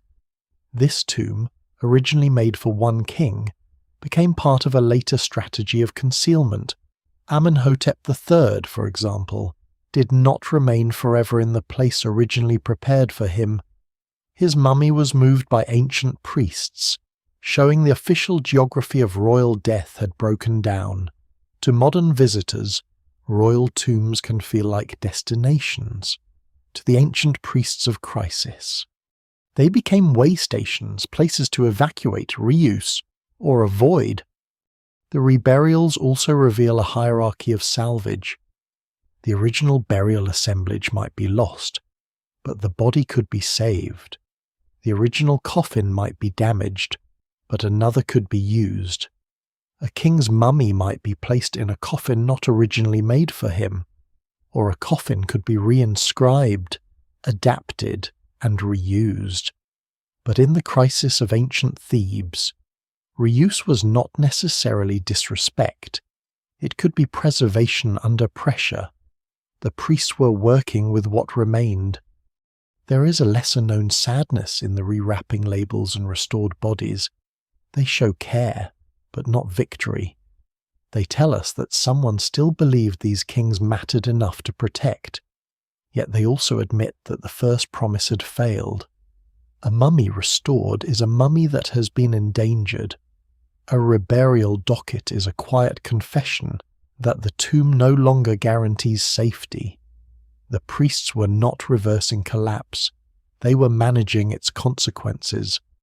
This work also complicates the idea of abandonment. Egypt did not simply walk away from the Valley of the Kings one day because the place was cursed. The process was slower and more conflicted. The valley remained known, entered, inspected, reused, and modified. Some tombs were robbed, some repaired, some resealed, some used as hiding places, some affected by flood and debris. The royal cemetery did not die cleanly. It changed function. It shifted from active burial ground to endangered archive, from sacred destination to threatened storage, from eternal residence to unstable memory. The priests who moved the kings were, in a sense, the last defenders of the valley's original purpose. They could not preserve the tombs intact, so they tried to preserve the persons those tombs had been built around. Their actions may seem like disturbance, but compared with the alternative, they were acts of rescue. Without these interventions, many royal mummies might have been destroyed completely, stripped beyond recognition, or lost to the trade in ancient plunder. The fact that modern scholars can study some of these pharaohs at all is partly because ancient priests chose to break the seal in order to save what the seal could no longer protect. And this is where the valley's curse becomes painfully human. The dead kings were not carried out because demons stirred in the corridors. They were carried out because the living no longer trusted the world around them. The tombs had been made for eternity, but eternity had become too dangerous to leave in place. So the priests gathered the remnants of royal power and hid them again, deeper in secrecy, away from the tombs that had once promised perfect rest. The mountain remained. The painted corridors remained, but the kings themselves, wrapped and renamed and moved through darkness, had begun their second afterlife as refugees from their own immortality. Once the kings had been moved from their own tombs, the Valley of the Kings was no longer the same place, even if its cliffs looked unchanged. The ravine still held painted corridors, sarcophagi, broken chambers, and blocked passages. The peak above the valley still caught the sun. The western desert still belonged to death, memory, and the nightly disappearance of light. But the original idea had been wounded beyond repair. A royal tomb was supposed to be a final house, a sealed machine of rebirth, a place where the king could remain hidden and whole until eternity itself had no more need of time. When priests had to carry kings away from those houses, the valley's purpose changed. It was no longer a secure solution. It had become a warning. The abandonment of the Valley of the Kings was not an official declaration carved on a temple wall. Egypt did not announce that the mountain had failed. Like so many transformations in ancient history, the change happened through practice before it became visible in hindsight. Royal burials shifted, political power moved, the grand unity of the new kingdom weakened. Thebes remained sacred, wealthy, and prestigious, but it no longer functioned as the same royal centre it had been during the Great Age of Empire. The kings of later periods increasingly ruled from northern centres in the delta, closer to different political networks, military concerns, trade routes, and power bases. The west bank of Thebes still mattered spiritually, but it was no longer the unquestioned stage on which royal death had to unfold. This shift mattered because the Valley of the Kings was never only a cemetery. It depended on the political world around it. When Thebes was central to royal ideology, when the great temples of Amun and the royal mortuary cults worked within a strong imperial structure, the valley made sense as the hidden heart of kingship. But once royal authority fractured and the high priests of Amun became powerful actors in their own right, the relationship between king, tomb, temple, and territory changed. A ruler based far away could not rely on the same local machinery with the same confidence. The old burial ground was sacred, but it was also compromised, known, and scarred by robbery. The end of New Kingdom royal burial in the valley therefore reflects more than fear of thieves. It reflects the collapse of a whole system of royal presence in western Thebes. Mortuary temples had once lined the edge between cultivation and desert, keeping the cults of dead kings active in visible ritual space while their bodies remained hidden deeper in the cliffs. But temples required estates, priests, offerings, oversight, and political relevance. As time passed, some cults faded. Resources shifted, buildings were reused, and the living institutions that fed the dead lost their old force. A tomb without an active cult was not necessarily meaningless, but it was more vulnerable to forgetting. Eternity needed maintenance, and maintenance belonged to history. The third intermediate period brought new arrangements of power. Egypt was not simply destroyed, but divided, reorganized, and ruled through overlapping authorities. In the north, kings of Libyan origin and later dynasties shaped royal power around delta centers. In the south, Theban priestly authority remained strong. The result was not the clean world of a single pharaoh commanding a unified sacred landscape. It was a more complicated country, where legitimacy could be negotiated through genealogy, temple office, military control, marriage alliances, and regional influence. In such a world, the Valley of the Kings became less a living royal project and more an inheritance from a previous age. There is a deep irony here. The valley had been chosen because it was hidden, but by the end of the New Kingdom it may have been too famous within the wrong circles. Too many tombs had been cut there. Too many generations of workers, guards, priests, robbers, inspectors, and officials had known its roots. Too many burial places had already been violated. Secrecy, once broken, is difficult to restore. A newly built royal tomb in a known ravine, surrounded by the memory of earlier robberies, could no longer promise the same protection it once had. The mountain remained sacred, but it was no longer innocent. Natural forces made the problem worse. The valley can appear dry beyond imagination, but its dryness is deceptive. Rainfall in the surrounding cliffs can produce sudden floodwater, violent enough to move debris, fill passages, damage walls, and bury entrances. Several tombs show signs of ancient flooding, and modern conservation work continues to confront the danger of water in a place that seems defined by thirst. Weak rock layers, shifting moisture, cracks, and structural stress all remind us that the valley's geology is not passive. The tombs were cut into stone, but not into perfect stone. The evidence remains incomplete for every ancient flood and collapse, yet the pattern is clear. The mountain could conceal a king, but it could also betray him. A newly confirmed royal tomb associated with Thutmose II gives this problem a striking modern echo. Its damaged passages and evidence of repeated flooding suggest that not every empty royal tomb is empty only because of robbery. Sometimes nature entered first. Sometimes a burial may have been removed because the tomb itself became unsafe. This complicates the simple drama of thieves breaking sacred doors.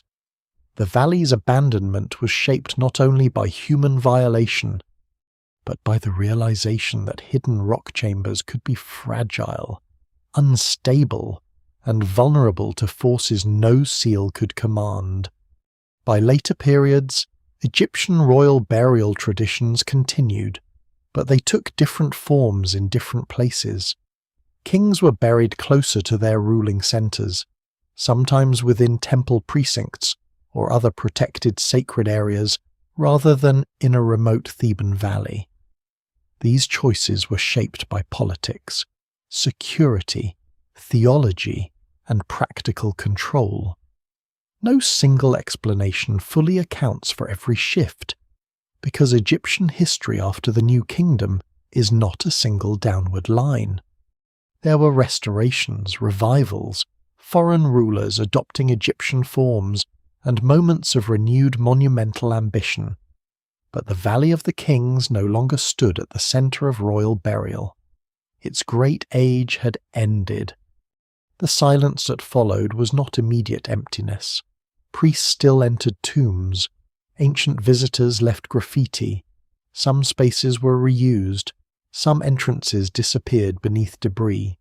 Some tombs remained known locally, while others were lost until modern excavation. The valley became a palimpsest, a place written over by rescue, robbery, flood, reuse, neglect, curiosity, and later tourism. The kings did not all rest there, but their absence made the valley more mysterious, not less. A tomb built for a missing body becomes a question carved in stone. This is why the idea of abandonment must be handled carefully. Egypt did not abandon its dead in the sense of indifference.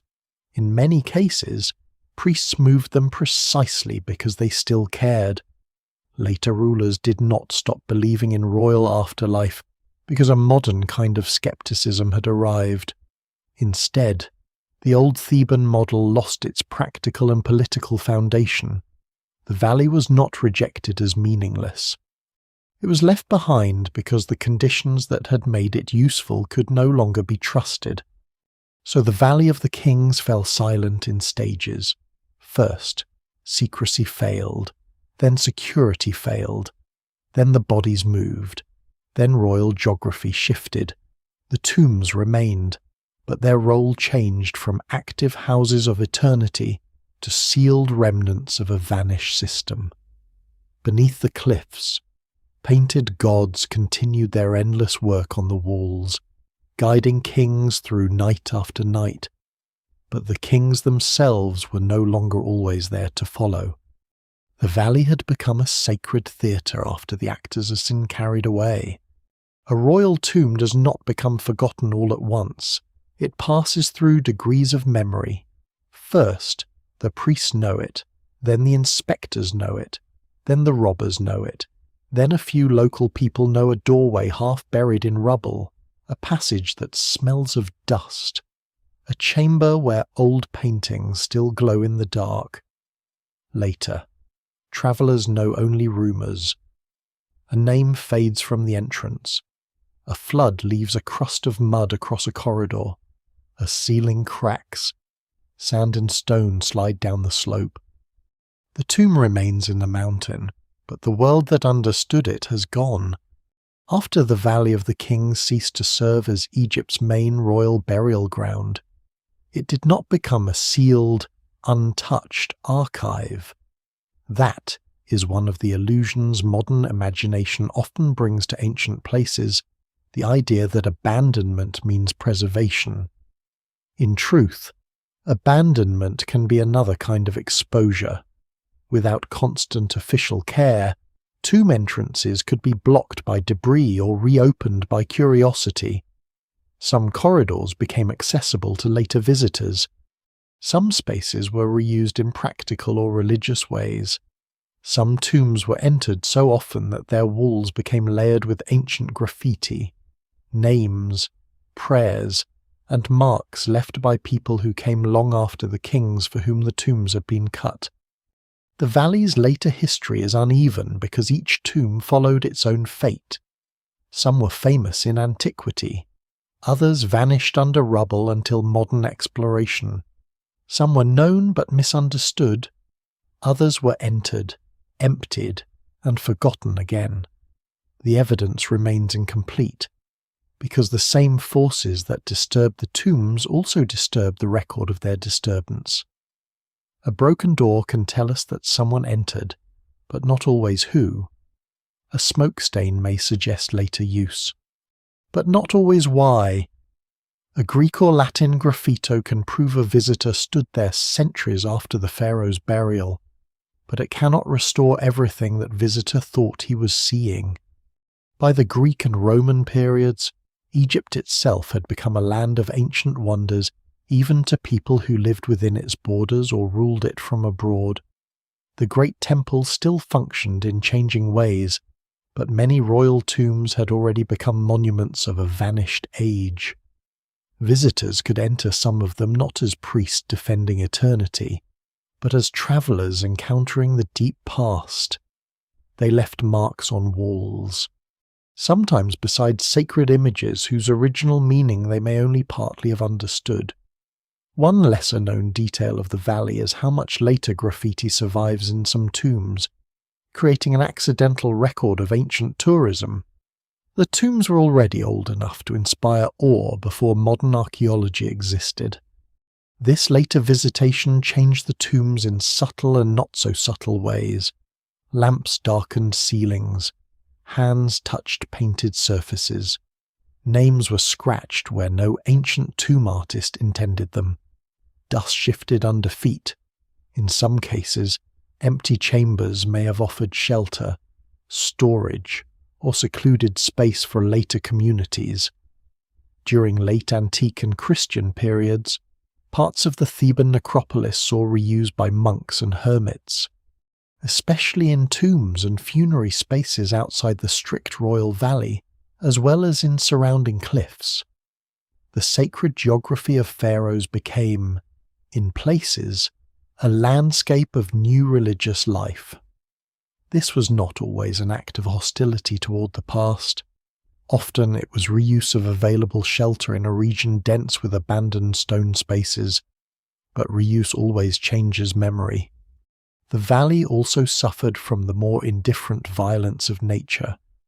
When rain fell hard on the Theban hills, water could rush down dry channels with sudden force. Flood debris could pour into tomb entrances, burying stairways, filling corridors, damaging reliefs, and sealing chambers under mud and stone. To someone standing in the valley on an ordinary dry day, water seems almost impossible. The cliffs look baked, still, and permanently thirsty. Yet flash floods are part of the valley's hidden life. They are rare enough to surprise and powerful enough to reshape. A tomb might survive robbers and still be wounded by rain. This gives the Forgotten Valley a strange double character. Some tombs were preserved because they were buried. Debris could hide an entrance from robbers or later visitors, protecting what lay beneath. But the same debris might also crush, flood, stain, or block access in ways that damage the tomb. Concealment and destruction could arrive together. The mountain did not choose between guarding and harming the dead. It did both.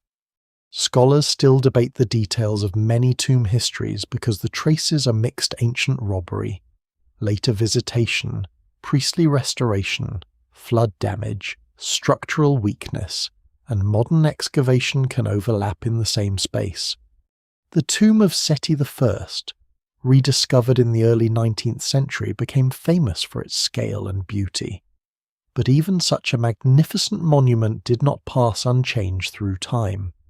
Its corridors and chambers suffered from instability, damage, and later, human impact. Other tombs were known under names that reflected misunderstanding rather than original identity. Tombs could be numbered only in modern systems, assigned to rulers through inscriptions, objects, or architectural clues, and sometimes reinterpreted as new evidence emerged. The valley became a puzzle not because it was silent, but because too many partial voices had spoken over one another. The broken doors of the valley also changed the way kings were remembered. A pharaoh whose mummy had been moved, whose tomb had been stripped, whose name was damaged, and whose burial equipment was scattered could survive in fragments rather than in full royal presence. Modern visitors often imagine a tomb as the complete expression of one ruler, but many tombs are incomplete archives. A sarcophagus may remain without the body. A painted corridor may survive without the goods it once protected. A burial chamber may preserve divine text, but not the royal person they served. The king becomes a kind of absence surrounded by proof that he once mattered. This absence can be more powerful than intactness. An empty royal tomb asks why it is empty. A damaged ceiling asks what came through. A blocked passage asks who blocked it, and when. A mummy found elsewhere asks who moved it, and what fear forced their hand. This is why the Valley of the Kings continues to hold attention even beyond its treasures. It is not simply a gallery of tombs. It is a landscape of interrupted intentions. Every broken seal and displaced body reveals the gap between what Egypt hoped to preserve and what history allowed.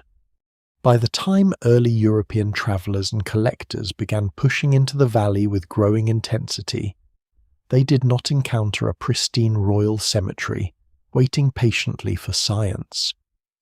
They encountered a landscape already transformed by thousands of years of ancient and later activity. Local knowledge, scattered finds, known entrances, damaged tombs, old graffiti, reused chambers, flood debris, and legends all formed part of what they saw. Modern archaeology would eventually bring more careful recording, but it arrived after long centuries of disturbance. The valley had already lived many afterlives. So the forgotten kings were never entirely forgotten, and the broken doors were never only broken. They were thresholds between faces of memory. Through them passed priests trying to save mummies, robbers seeking wealth, ancient visitors seeking wonder, later inhabitants seeking shelter. explorers seeking fame and archaeologists seeking evidence. Each group entered a valley already altered by those before it. Beneath the cliffs, the royal tombs remained, not untouched, not dead, but changed into something stranger monuments built to stop time, slowly rewritten by time itself. When Europe entered the Valley of the Kings, it did not enter an untouched sanctuary. It entered a wounded landscape already marked by ancient priests, robbers, floods, visitors, graffiti, reuse, and forgetting. But the arrival of early modern travellers, diplomats, collectors, artists, engineers, and treasure hunters changed the valley in a new way. The tombs were no longer only sacred remnants of Egyptian kingship or local landmarks in the western cliffs. They became objects of European desire, places to be mapped, copied, emptied, sold, displayed, and turned into proof of discovery. The silence of the valley met the noise of the empire, and the dead kings were drawn into a world of museums, rival consuls, private collections, scientific curiosity, and very little patience. At first, knowledge came in fragments. Travellers crossed the Nile from Luxor and entered the western necropolis with guides who often knew far more than the visitors understood. Some tomb entrances were already accessible, others were partly blocked, dangerous, or hidden beneath debris. The heat was severe, the air inside the tombs was stale, and the walls were dimly lit by torches or lamps that could leave smoke on surfaces already weakened by time. The valley was not yet the regulated archaeological site known today. It was a place where access depended on money, influence, local labour, luck, and the ability to endure uncomfortable conditions in the name of curiosity or profit.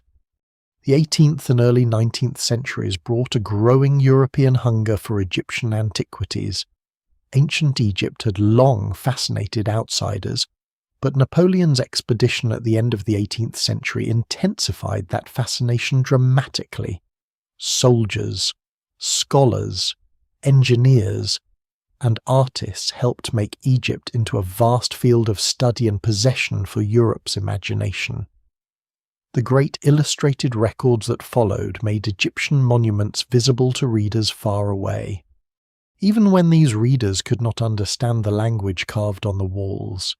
Egypt became ancient, mysterious, collectible, and politically useful all at once. Its ruins were no longer only ruins, they were cultural capital. This was the age before archaeology fully became a discipline of careful recording and conservation. Some early investigators were genuinely curious and observant, and their drawings, notes, and maps remain valuable because they captured monuments before later damage. But many also worked in a climate of extraction.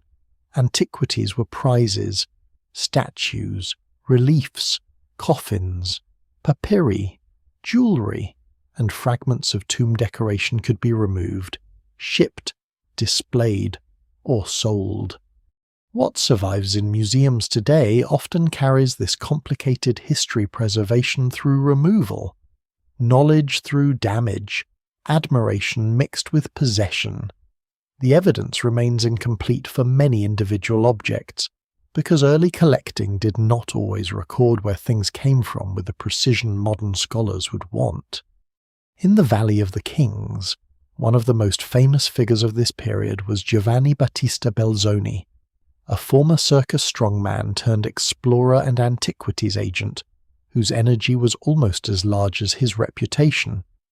Belzoni entered Egypt as part engineer, part showman, part collector, and part adventurer, and he became deeply involved in the search for tombs and monuments. In 1817 he cleared and entered the tomb of Seti I, one of the most magnificent royal tombs ever found in the valley. The discovery electrified the antiquarian world. Long corridors, painted chambers, brilliant reliefs, and a vast sacred program unfolded beneath the mountain in a tomb whose scale and artistry seemed to confirm every European fantasy of hidden Egypt. But Belzoni's work also reveals the cost of that era. He made records and publicized the tomb, but he also removed objects and used methods that modern archaeology would never accept. The alabaster sarcophagus of Seti I was taken from the tomb and eventually entered a private collection in Britain. Fragments and impressions of decoration circulated. Visitors came. Damage followed. The tomb that had survived ancient robbery, instability, and centuries of obscurity now faced the pressures of fame. Discovery did not simply rescue it. Discovery exposed it. This pattern repeated across Egypt. European consuls and collectors, including men such as Henry Salt and Bernardino Drovetti, competed to acquire antiquities on behalf of themselves, patrons, and national museums. Local diggers did much of the physical work, yet their names were often barely recorded or forgotten entirely. Egyptian labour opened tombs, moved debris, carried objects, and guided foreigners through landscapes they did not fully understand. While European names became attached to discoveries, this imbalance is part of the valley's modern history. The story of exploration cannot be told honestly as a parade of lone European heroes. It was a tangled system of local knowledge, colonial privilege, diplomacy, money, and ambition. The decipherment of hieroglyphs in the early 19th century changed the stakes again. Once Egyptian writing could be read, the tombs were no longer only visual mysteries. They became historical documents, names, titles, religious texts, royal identities, and sequences of belief began to emerge from the walls. A painted corridor was not just beautiful, it could now speak. This transformed the valley from a romantic underworld into a written archive. Yet the desire to read did not immediately produce modern conservation ethics. Visitors still touched, copied, cut, smoked, and disturbed. The ability to understand ancient words arrived before the full discipline needed to protect the surfaces carrying them. There is a lesser-known irony in this period. Some early copies made by artists and scholars are now crucial because parts of the monuments later deteriorated. In other words, records produced during an age of intrusion sometimes preserve details that physical walls have since lost. That does not excuse careless removal or damage, but it complicates the story. The European entrance into the valley was not one thing. It was destructive and documentary, exploitative and scholarly, greedy and fascinated. No single explanation fully accounts for its legacy, because the same era that stripped Egypt of countless objects also helped create the tools by which ancient Egypt could be studied with new precision. For the tombs themselves, increased attention was dangerous. Airflow changed when chambers were opened, moisture from breath affected painted plaster, dust moved, torches and candles left residue. Visitors scratched names into walls to prove they had been there, a habit that now feels like an attack on the past disguised as memory. Some tombs were cleared quickly, without full recording of layers that might have helped reconstruct ancient disturbances. Debris, which modern archaeologists might treat as evidence, could be removed as an obstacle. The goal was often to reach the impressive chamber, the object, the inscription, the prize, context.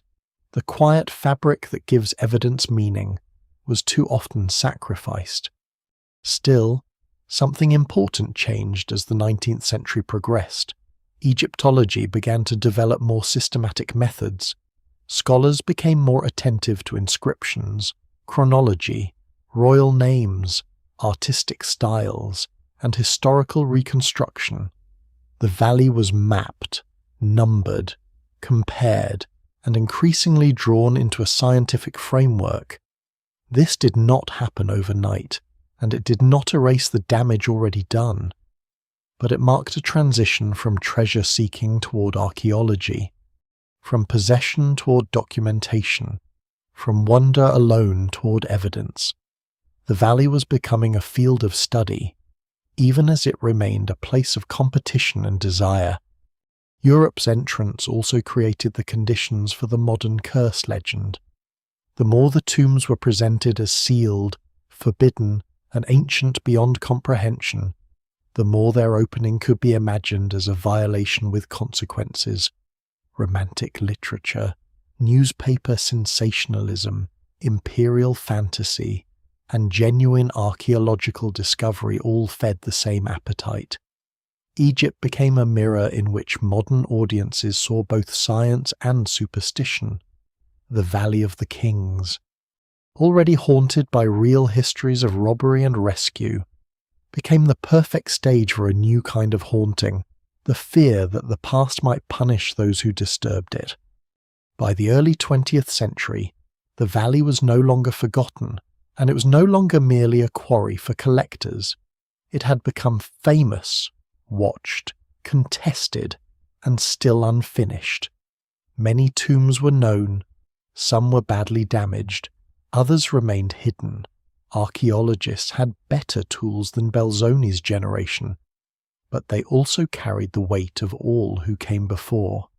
Beneath the same cliffs, sealed spaces still waited under rubble. The mountain had not given up everything, and soon, in a small tomb cut low in the valley floor, the modern world would find the discovery that turned ancient fear into global obsession. The tomb that changed everything was not the grandest tomb in the valley. It was not the deepest, not the most elegantly planned, not the most beautifully carved, and not the resting place of Egypt's most powerful king. It lay low in the valley floor, near the path used by ancient workers and later visitors, hidden partly because history had buried it under accident, debris, and the remains of other activity. For more than 3,000 years, it waited in a place where so many larger royal burials had already been found, emptied, studied, damaged, or dismissed. Then, in 1922, Howard Carter's team uncovered steps leading down into the earth, and the Valley of the Kings entered the modern imagination in a way no earlier discovery had managed. Tutankhamun's tomb, now known as KV62, seemed to offer what the world had been trained to desire: a sealed royal chamber, a lost king, and gold still sleeping in darkness. The truth was more complicated. The tomb had been entered in antiquity, probably more than once, and then resealed. It was small for a pharaoh. Its arrangement was crowded and unusual. Many objects were packed tightly, almost urgently, as if the burial had been assembled under pressure after a short reign and unexpected death. Scholars still debate aspects of the tomb's preparation, including the original ownership or intended use of some objects, because the evidence remains incomplete and often ambiguous. But complexity did not weaken the discovery's power, it deepened it. This was not an ideal royal burial preserved like a perfect museum display. It was a fragile survival, a near miracle of partial protection in a valley famous for loss. The first opening of the tomb's sealed spaces had the quality of a scene the modern world would never forget. A small breach, a candle or lamp, warm air escaping from ancient darkness, and beyond it the glimmer of things no living person had seen in millennia. Chairs, couches, chariots, boxes, shrines, vessels, guardian figures, and golden surfaces crowded the antechamber. The objects were not arranged for modern clarity. They pressed against one another in a kind of magnificent disorder, sacred and practical at the same time. For Carter, the discovery was the work of years of persistence. For the wider public, it became almost instantly something larger, the opening of a forbidden world. The media environment around the discovery mattered enormously. Newspapers were hungry for drama, and Tutankhamun gave them everything: buried treasure, ancient royalty, secret chambers, a young pharaoh, exclusive access, delay, speculation, and the romance of Egypt at the height of modern Egyptomania. The tomb became not only an archaeological site but a global event. Reports travelled quickly. Images and descriptions fed public fascination. People who knew little about the new kingdom suddenly knew the name Tutankhamun. The young king, relatively minor in his own age compared with rulers like Thutmose III, Amenhotep III, Seti I, or Ramesses II, became one of the most famous pharaohs in history because his tomb had survived just enough to astonish a world ready to be astonished. Then came death, and death gave the story its shadow. Lord Carnarvon, the aristocratic sponsor of Carter's excavation, died in 1923 after complications connected with an infected mosquito bite. In ordinary circumstances, the death of an older man in the early 20th century might have remained a sad but explainable event. In the atmosphere surrounding Tutankhamun, it became fuel. The idea spread that the tomb had carried a curse, that ancient Egypt had punished those who disturbed the king, that something sealed in the darkness had followed the living back into the modern world. Coincidence became pattern. Pattern became rumour. Rumour became entertainment. Entertainment hardened into legend. The curse story did not need strong evidence to survive. It needed mood. It needed a sealed tomb and a dead patron. It needed the old European habit of imagining Egypt as mystical, dangerous, and half outside ordinary history. It needed newspapers willing to favour mystery over caution. It needed readers who wanted archaeology to come with punishment, as if the past itself possessed a moral force that modern intruders had ignored. Some later accounts exaggerated, rearranged, or invented details, giving the curse a sharper shape than the evidence could support. Research into the lifespans of people connected with the tomb has not supported the idea that those who entered died unusually early as a group. But legends are not built like scientific arguments. They survive by satisfying emotional expectation. The Valley of the Kings was ready-made for such a legend because it had already been a place of real violation. Tombs had been robbed in antiquity. Mummies had been moved.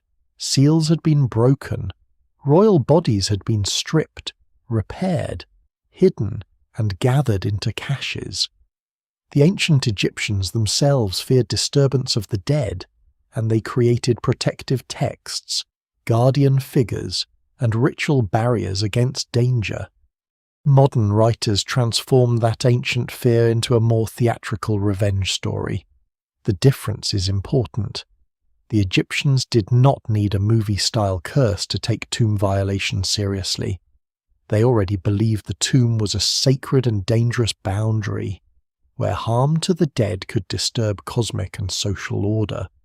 The modern curse turned a religious and historical reality into a sensational plot.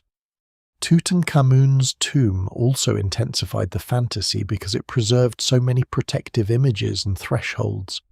The guardian statues standing before the burial chamber seemed to watch like sentinels from another world. Nested shrines surrounded the sarcophagus as if the king had been sealed inside layer after layer of divine defense. The golden mask, placed over the mummy's head and shoulders, did not look like an object that belonged to ordinary death. It looked like a face made to outlast decay. To a careful historian, these things are expressions of Egyptian funerary belief. To a newspaper reader in 1923, they could become evidence of forbidden power. The same objects could support scholarship or superstition, depending on the appetite brought to them. There were real dangers in tomb exploration, but they were not the ones the legend preferred. Excavation could expose people to dust, unstable structures, sharp debris, heat, fatigue, insects, contaminated air, and the strain of working in confined ancient spaces. Conservation hazards are serious. Tombs can contain molds, salts, weakened ceilings, and hidden structural problems. Modern studies of KV62 and other royal tombs show that preservation is an ongoing technical challenge. Not a solved problem. Rock can crack. Chambers can require stabilization. Visitor presence can alter humidity and carbon dioxide levels. The tomb's true threat is not a supernatural breath of vengeance, but the slow physical vulnerability of a monument that was never designed for endless modern exposure. That is the quieter irony behind the curse of Tutankhamun. The people most endangered by the opening of the tomb may not have been the excavators in the way newspapers imagined. The tomb itself was endangered. Once opened, it could no longer return to the conditions that had preserved it. Air entered, light entered, human attention entered. Objects had to be documented, moved, conserved, displayed, studied, and protected from the very fame that made them priceless. The curse did not kill the intruders. Rather, fame became a burden placed on a fragile ancient chamber and on the remains of a king whose historical obscurity had once been his greatest protection. Tutankhamun's discovery changed the Valley of the Kings forever because it made the valley both more scientific and more mythical in the public mind. Archaeology gained extraordinary material evidence from a royal burial assemblage. Museums, scholars, conservators, and historians learned from objects that would have been lost if the tomb had suffered the fate of so many others. At the same time, the curse legend wrapped the valley in a story that often obscured the deeper truth. The real mystery was never whether the dead king took revenge. The real mystery was how this one small, compromised tomb survived when so many greater tombs failed. And so KV62 became the valley's modern mirror. In it, the world saw gold, danger, youth, death, science, empire, spectacle, and superstition all at once. The tomb reminded people that ancient Egypt had not been exhausted by centuries of searching. It proved that the mountain could still hide astonishment, but it also showed how quickly evidence can be transformed into myth when the public wants wonder more than patience. Tutankhamun did not create the curse of the Valley of the Kings.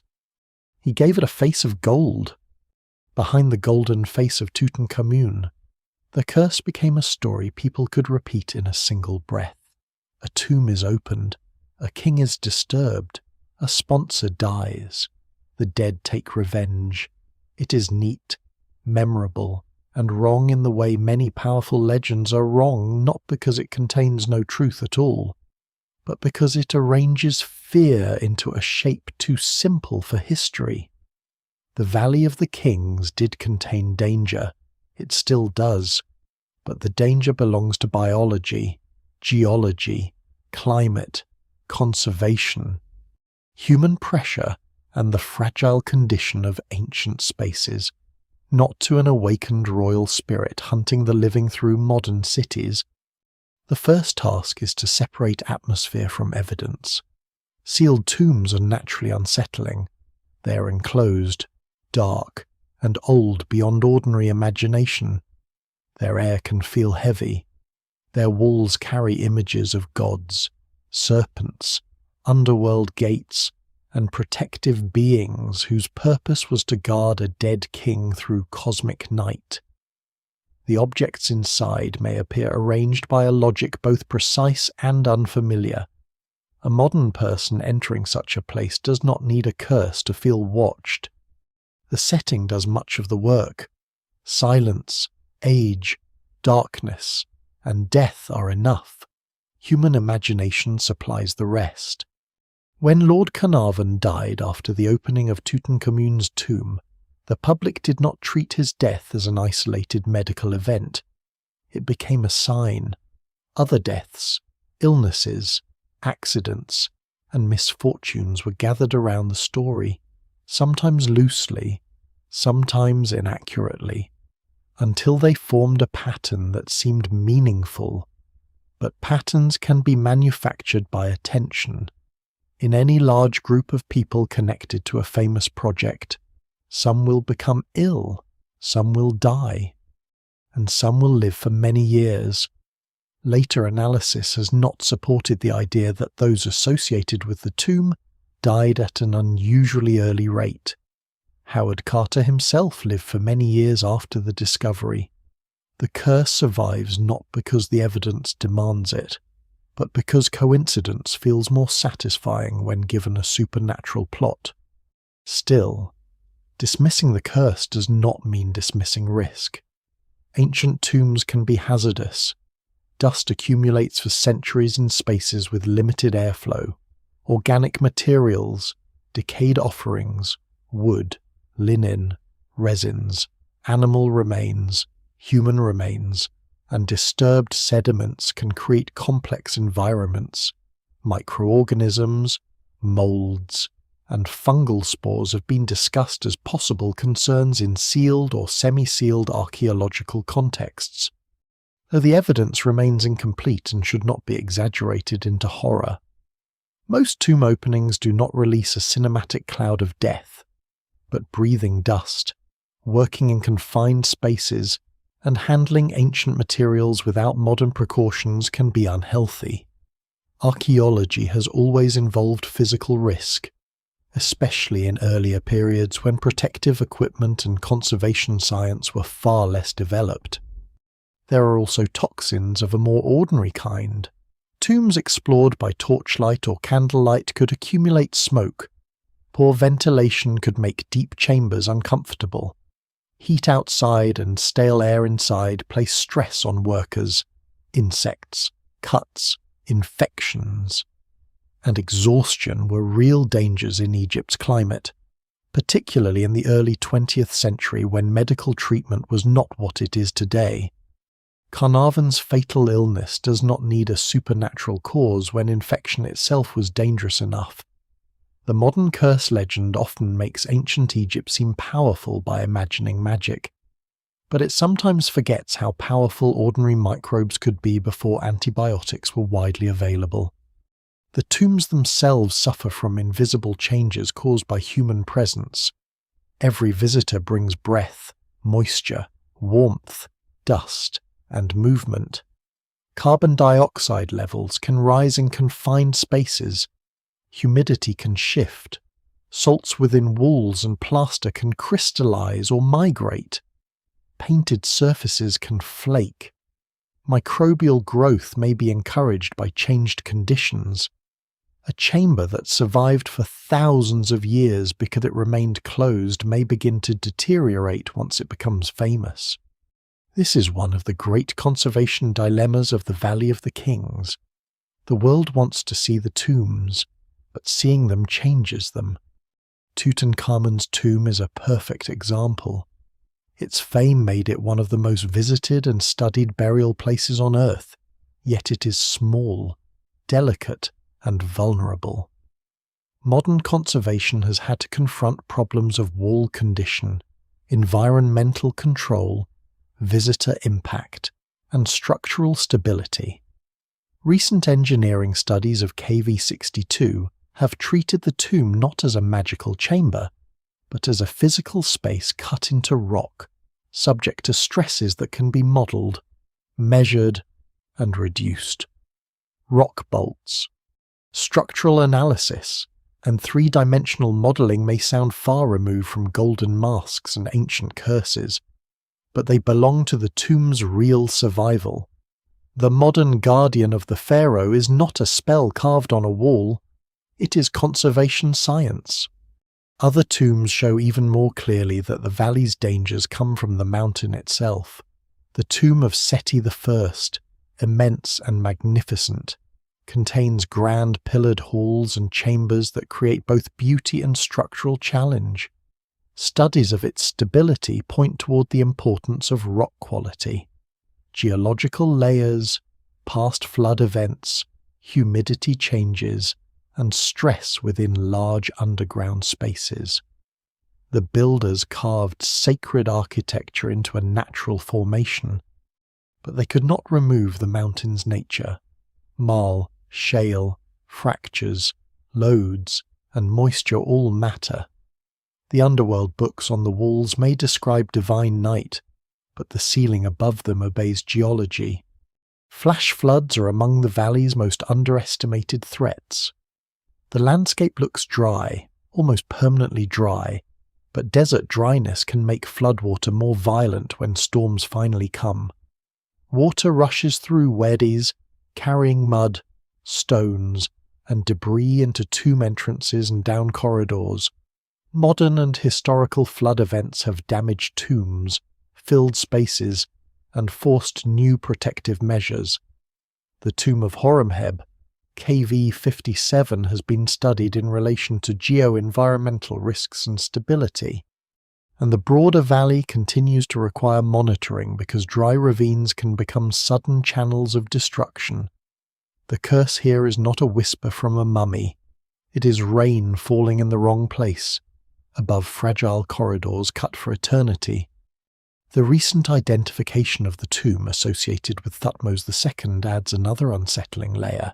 Its damaged state, with evidence connected to repeated flooding, suggests that a royal tomb could be emptied or altered not only by robbers, but by natural disaster. A king might vanish from his tomb because priests or officials judged the space unsafe after water had invaded. This is a quieter story than theft, but perhaps even more haunting. The enemy is not greed. It is the valley itself, the very landscape chosen to protect the royal dead. This does not mean ancient Egyptians were foolish for choosing the valley. They made a rational decision within their knowledge, beliefs, and political world. The hidden ravines offered protection from the visible vulnerability of pyramids. The West Bank carried deep religious meaning. The cliffs provided secrecy and symbolic power.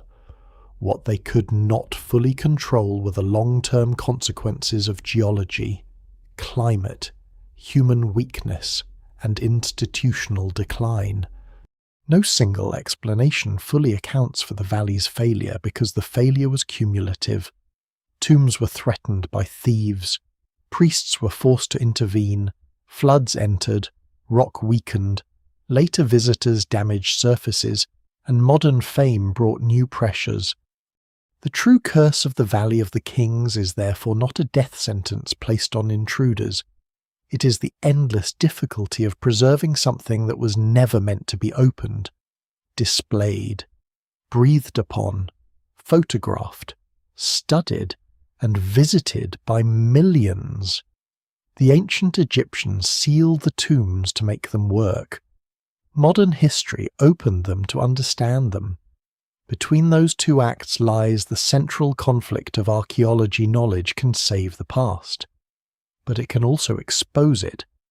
Every light brought into the darkness reveals and harms at the same time.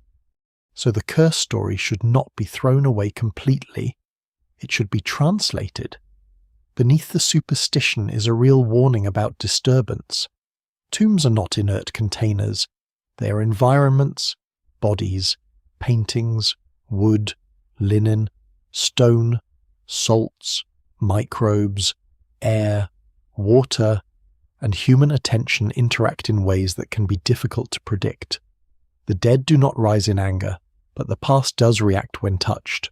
Walls flake, colours fade, rock shifts, floods return, and the valley, which once promised hidden eternity, now survives only through constant care against the ordinary forces that make eternity impossible.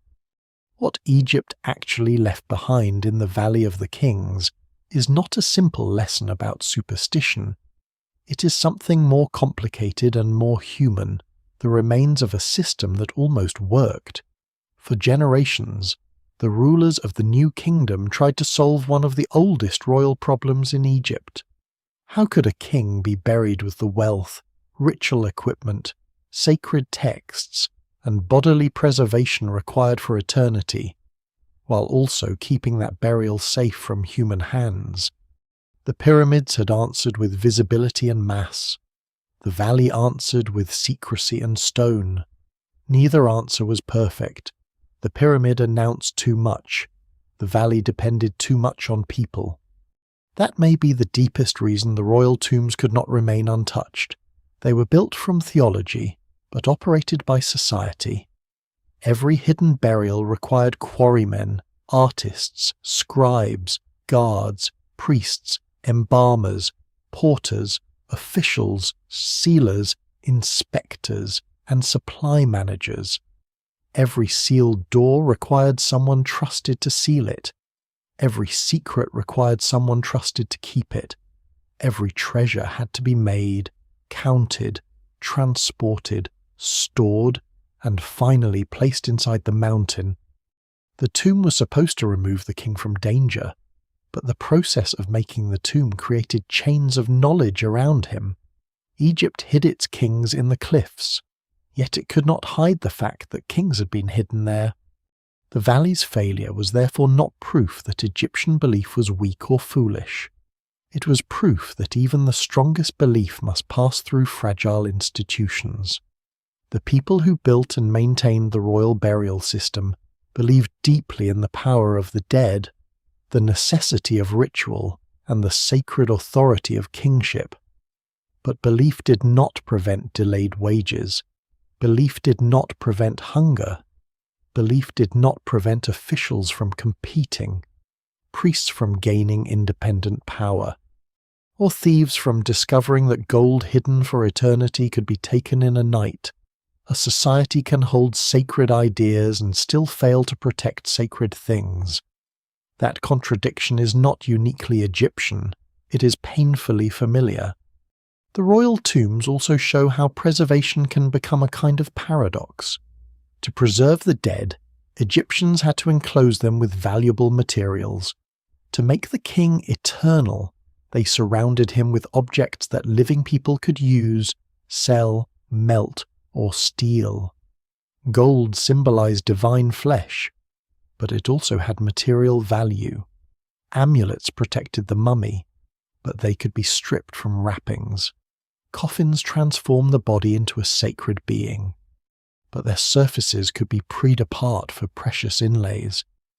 The more completely a tomb was equipped for the next world, the more tempting it became in this one. The burial goods were both shield and bait.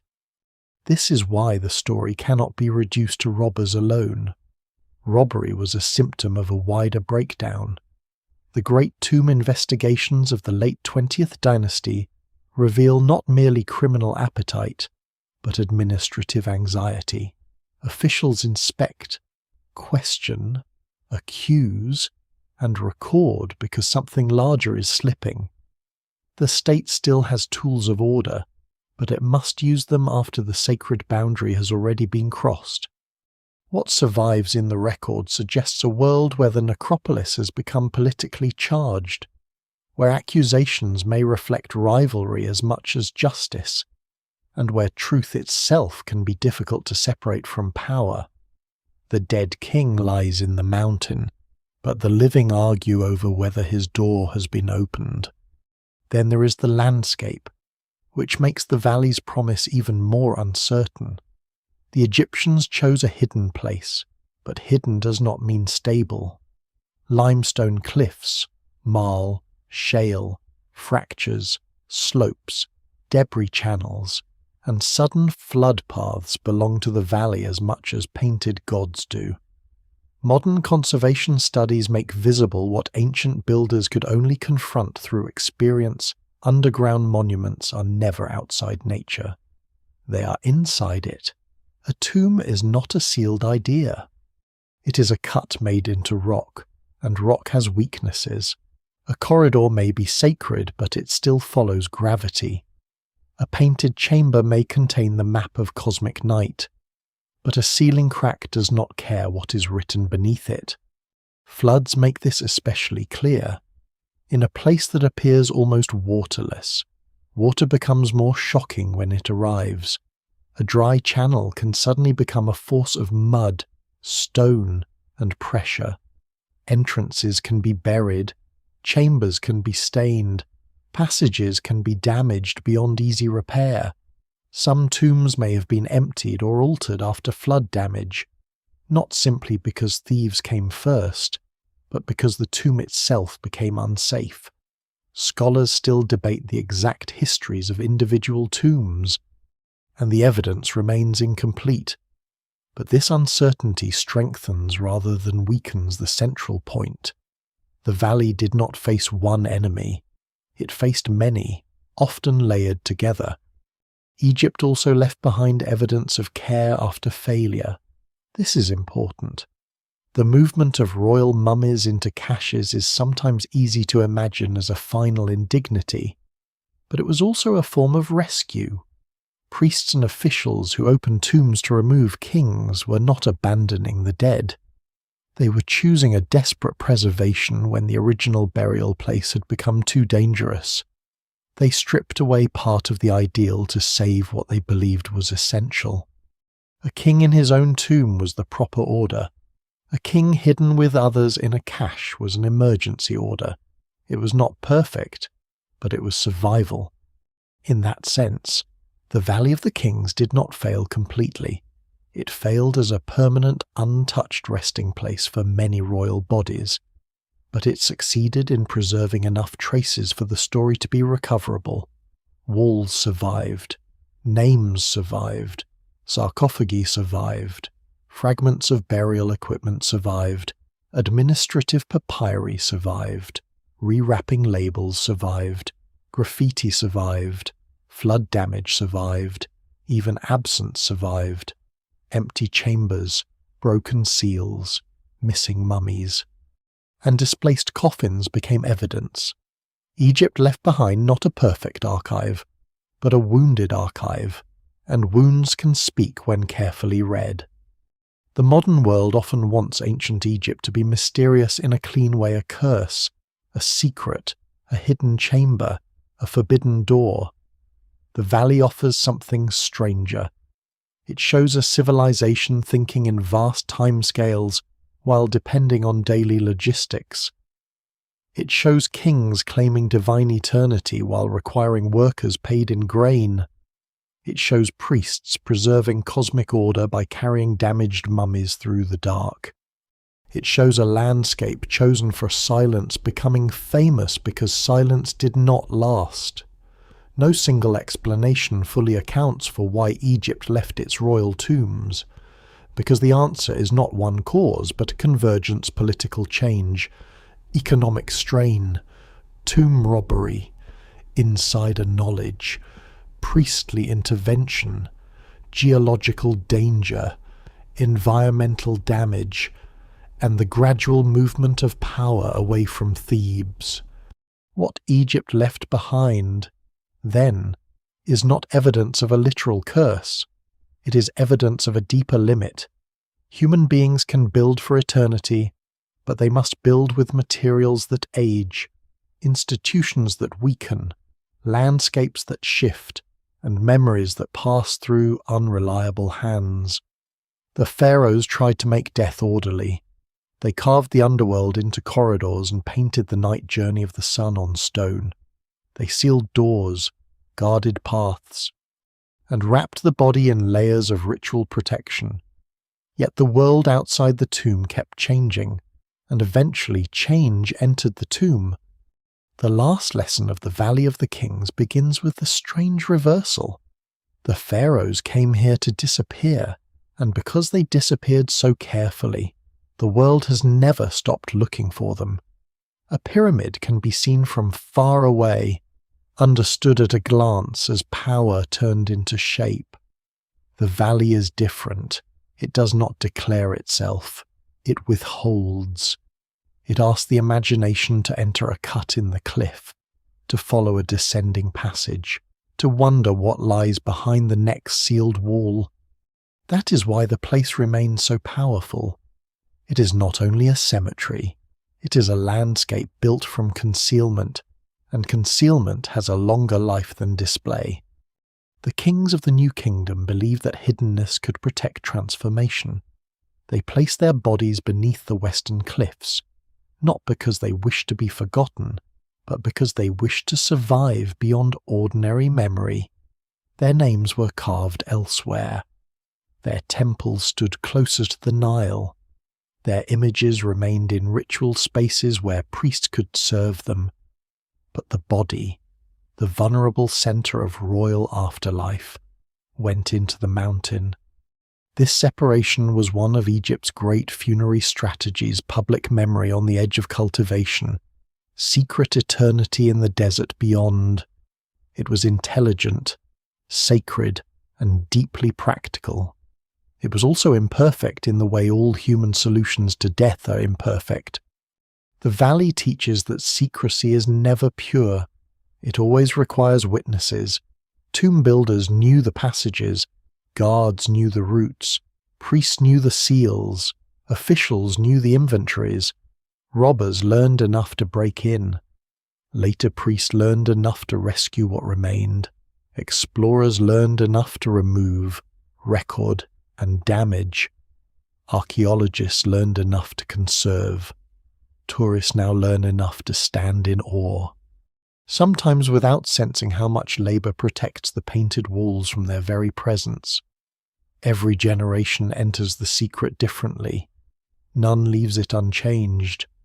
This is why the curse legend endures, even after its supernatural claims weaken under evidence. The story of a curse gives a simple shape to a complicated discomfort. It says that the dead punish disturbance. The historical truth is more subtle and more troubling. Disturbance punishes the dead. When a tomb is opened, it enters a new chain of consequences. Air changes, light changes, human breath changes the chamber, fame changes the site.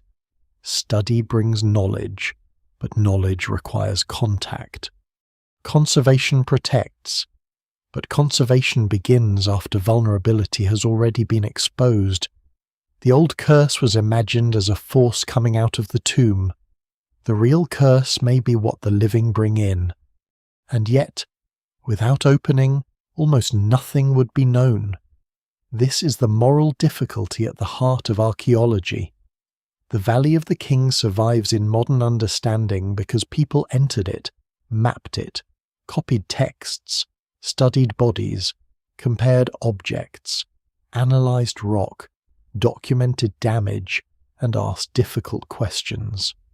Some entered greedily, some entered carelessly, some entered with genuine scholarly discipline, some entered under the assumptions of empire and possession.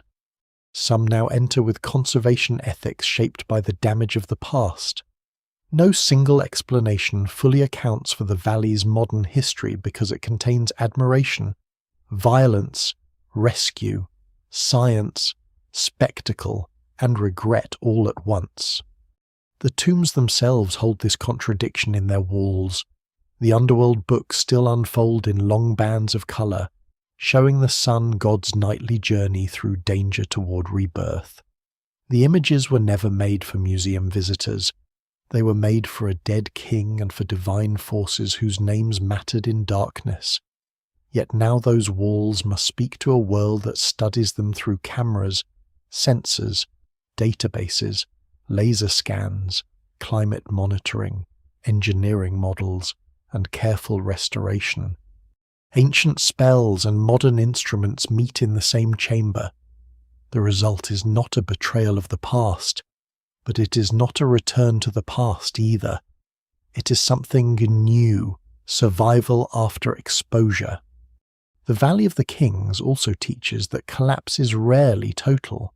Egypt left its royal tombs, but not because the civilization simply forgot its dead. Priests moved mummies because they remembered. Officials investigated robberies because they still believed violation mattered. Later Egyptians and visitors left marks because the place retained power. Modern conservators stabilize tombs because the fragile remains still matter. Even damage can become a form of evidence, a flood line, a crack, a robber's breach, a rewrapping label, a displaced coffin, a blocked corridor, a restored wall. Each one is a sentence in the valley's long biography. That biography is still being written. New research continues to show that the valley is not a closed story belonging only to the age of Carter and Tutankhamun. Engineers study the stability of KV-62. Conservation scientists analyze conditions inside tombs. Archaeologists reassess fragments, inscriptions, workmen's marks, graffiti, and burial equipment. Recently identified royal tombs damaged by ancient flood and emptied by ancient intervention, remind us that even the basic map of the royal dead can still change. The evidence remains incomplete, and perhaps that is part of the valley's hold on the mind. It does not offer one final answer, it offers layers. The deepest layer is not gold. Gold made the valley famous, but it is not what makes it unforgettable. What lingers is the attempt itself, a civilization pouring wealth, art, labour, theology, and administrative force into the problem of mortality. The Egyptians did not accept death as a simple ending. They organised against it, they wrote against it, they painted against it, they wrapped, sealed, guarded, and named against it. The Valley of the Kings is one of humanity's most elaborate acts of resistance to disappearance. Its tragedy is that disappearance still entered, not as a single enemy, but as theft, weather, politics, time, curiosity, and decay. So the valley's last lesson is not that the pharaohs were cursed, it is that eternity, once placed in human hands, becomes vulnerable to everything human hands can do. They can carve beauty into stone, and they can break a sealed door. They can move a mummy to safety, and they can strip a coffin for gold. They can write a sacred name, and they can scratch their own name over a wall. They can discover a tomb, and they can endanger it by loving it too loudly. Beneath the western cliffs, the kings remain powerful not because they escaped history, but because they were caught by it so completely. The Valley of the Kings is therefore not a failed dream. Exactly. It is a surviving dream with cracks in it. The tombs did not preserve eternity untouched, but they preserve the record of people trying to make eternity possible. They show fear, faith, skill, ambition, greed, care, and loss bound together in stone. They show that the past does not come down to us cleanly. It arrives broken, displaced, rewrapped, mislabeled, restored, and half-lit, and still. When the sun lowers behind the cliffs and the ravines deepen into shadow, it is easy to understand why Egypt chose this place. The mountain looks silent enough to keep a king forever. History proved otherwise, but the silence still remembers the promise. The valley grows quieter when the story's allowed to slow. The gold recedes first, because gold is always the loudest part of ancient Egypt, and not always the truest. Behind it are the smaller traces, a brush line on plaster, a worker's mark, a broken seal, a flood scar, a linen docket, a corridor cut slightly off its intended path because the stone resisted. These are the details that remain after the legend of the curse has spent its thunder. They do not shout, they wait. For thousands of years, the cliffs west of Thebes have watched people come and go with different kinds of hunger. Kings came seeking eternity. Workers came carrying tools and lamps. Priests came carrying fear and duty. Robbers came carrying knowledge turned against the dead. Travellers came carrying wonder. Archaeologists came carrying questions. Conservators now come carrying instruments, patience, and the uneasy knowledge that every preserved thing is also a vulnerable thing. The valley has outlasted all of them, but not unchanged. Nothing that passes through time remains unchanged. Perhaps that is why the Valley of the Kings feels so strangely alive. It is a place built for the dead, yet its meaning depends on the living who touched it, failed it, saved it, misunderstood it, and returned to it. The pharaohs wanted their names to endure, and many did. But what endures beside those names is something broader, the evidence of human beings trying to hold back loss with every tool they possessed: stone, paint, linen, gold, law, ritual, secrecy, memory. The curse, if the word must be used, is not revenge. It is the truth that nothing can be sealed away from time completely. Even mountains crack. Even hidden chambers breathe again. Even kings must depend on hands they cannot control. Yet there is comfort in what survived, not perfection, not untouched eternity, but fragments enough to listen to. A valley of broken promises can still become a valley of remembrance. And in the last image, the desert is almost still. The Nile is green in the distance. The cliffs are darkening, and the entrances to the tombs become shadows within shadows. Somewhere beneath the stone, painted suns continue their ancient journey through the hours of night. The kings sleep, not as they intended, not always where they began, but still within the long memory of the mountain.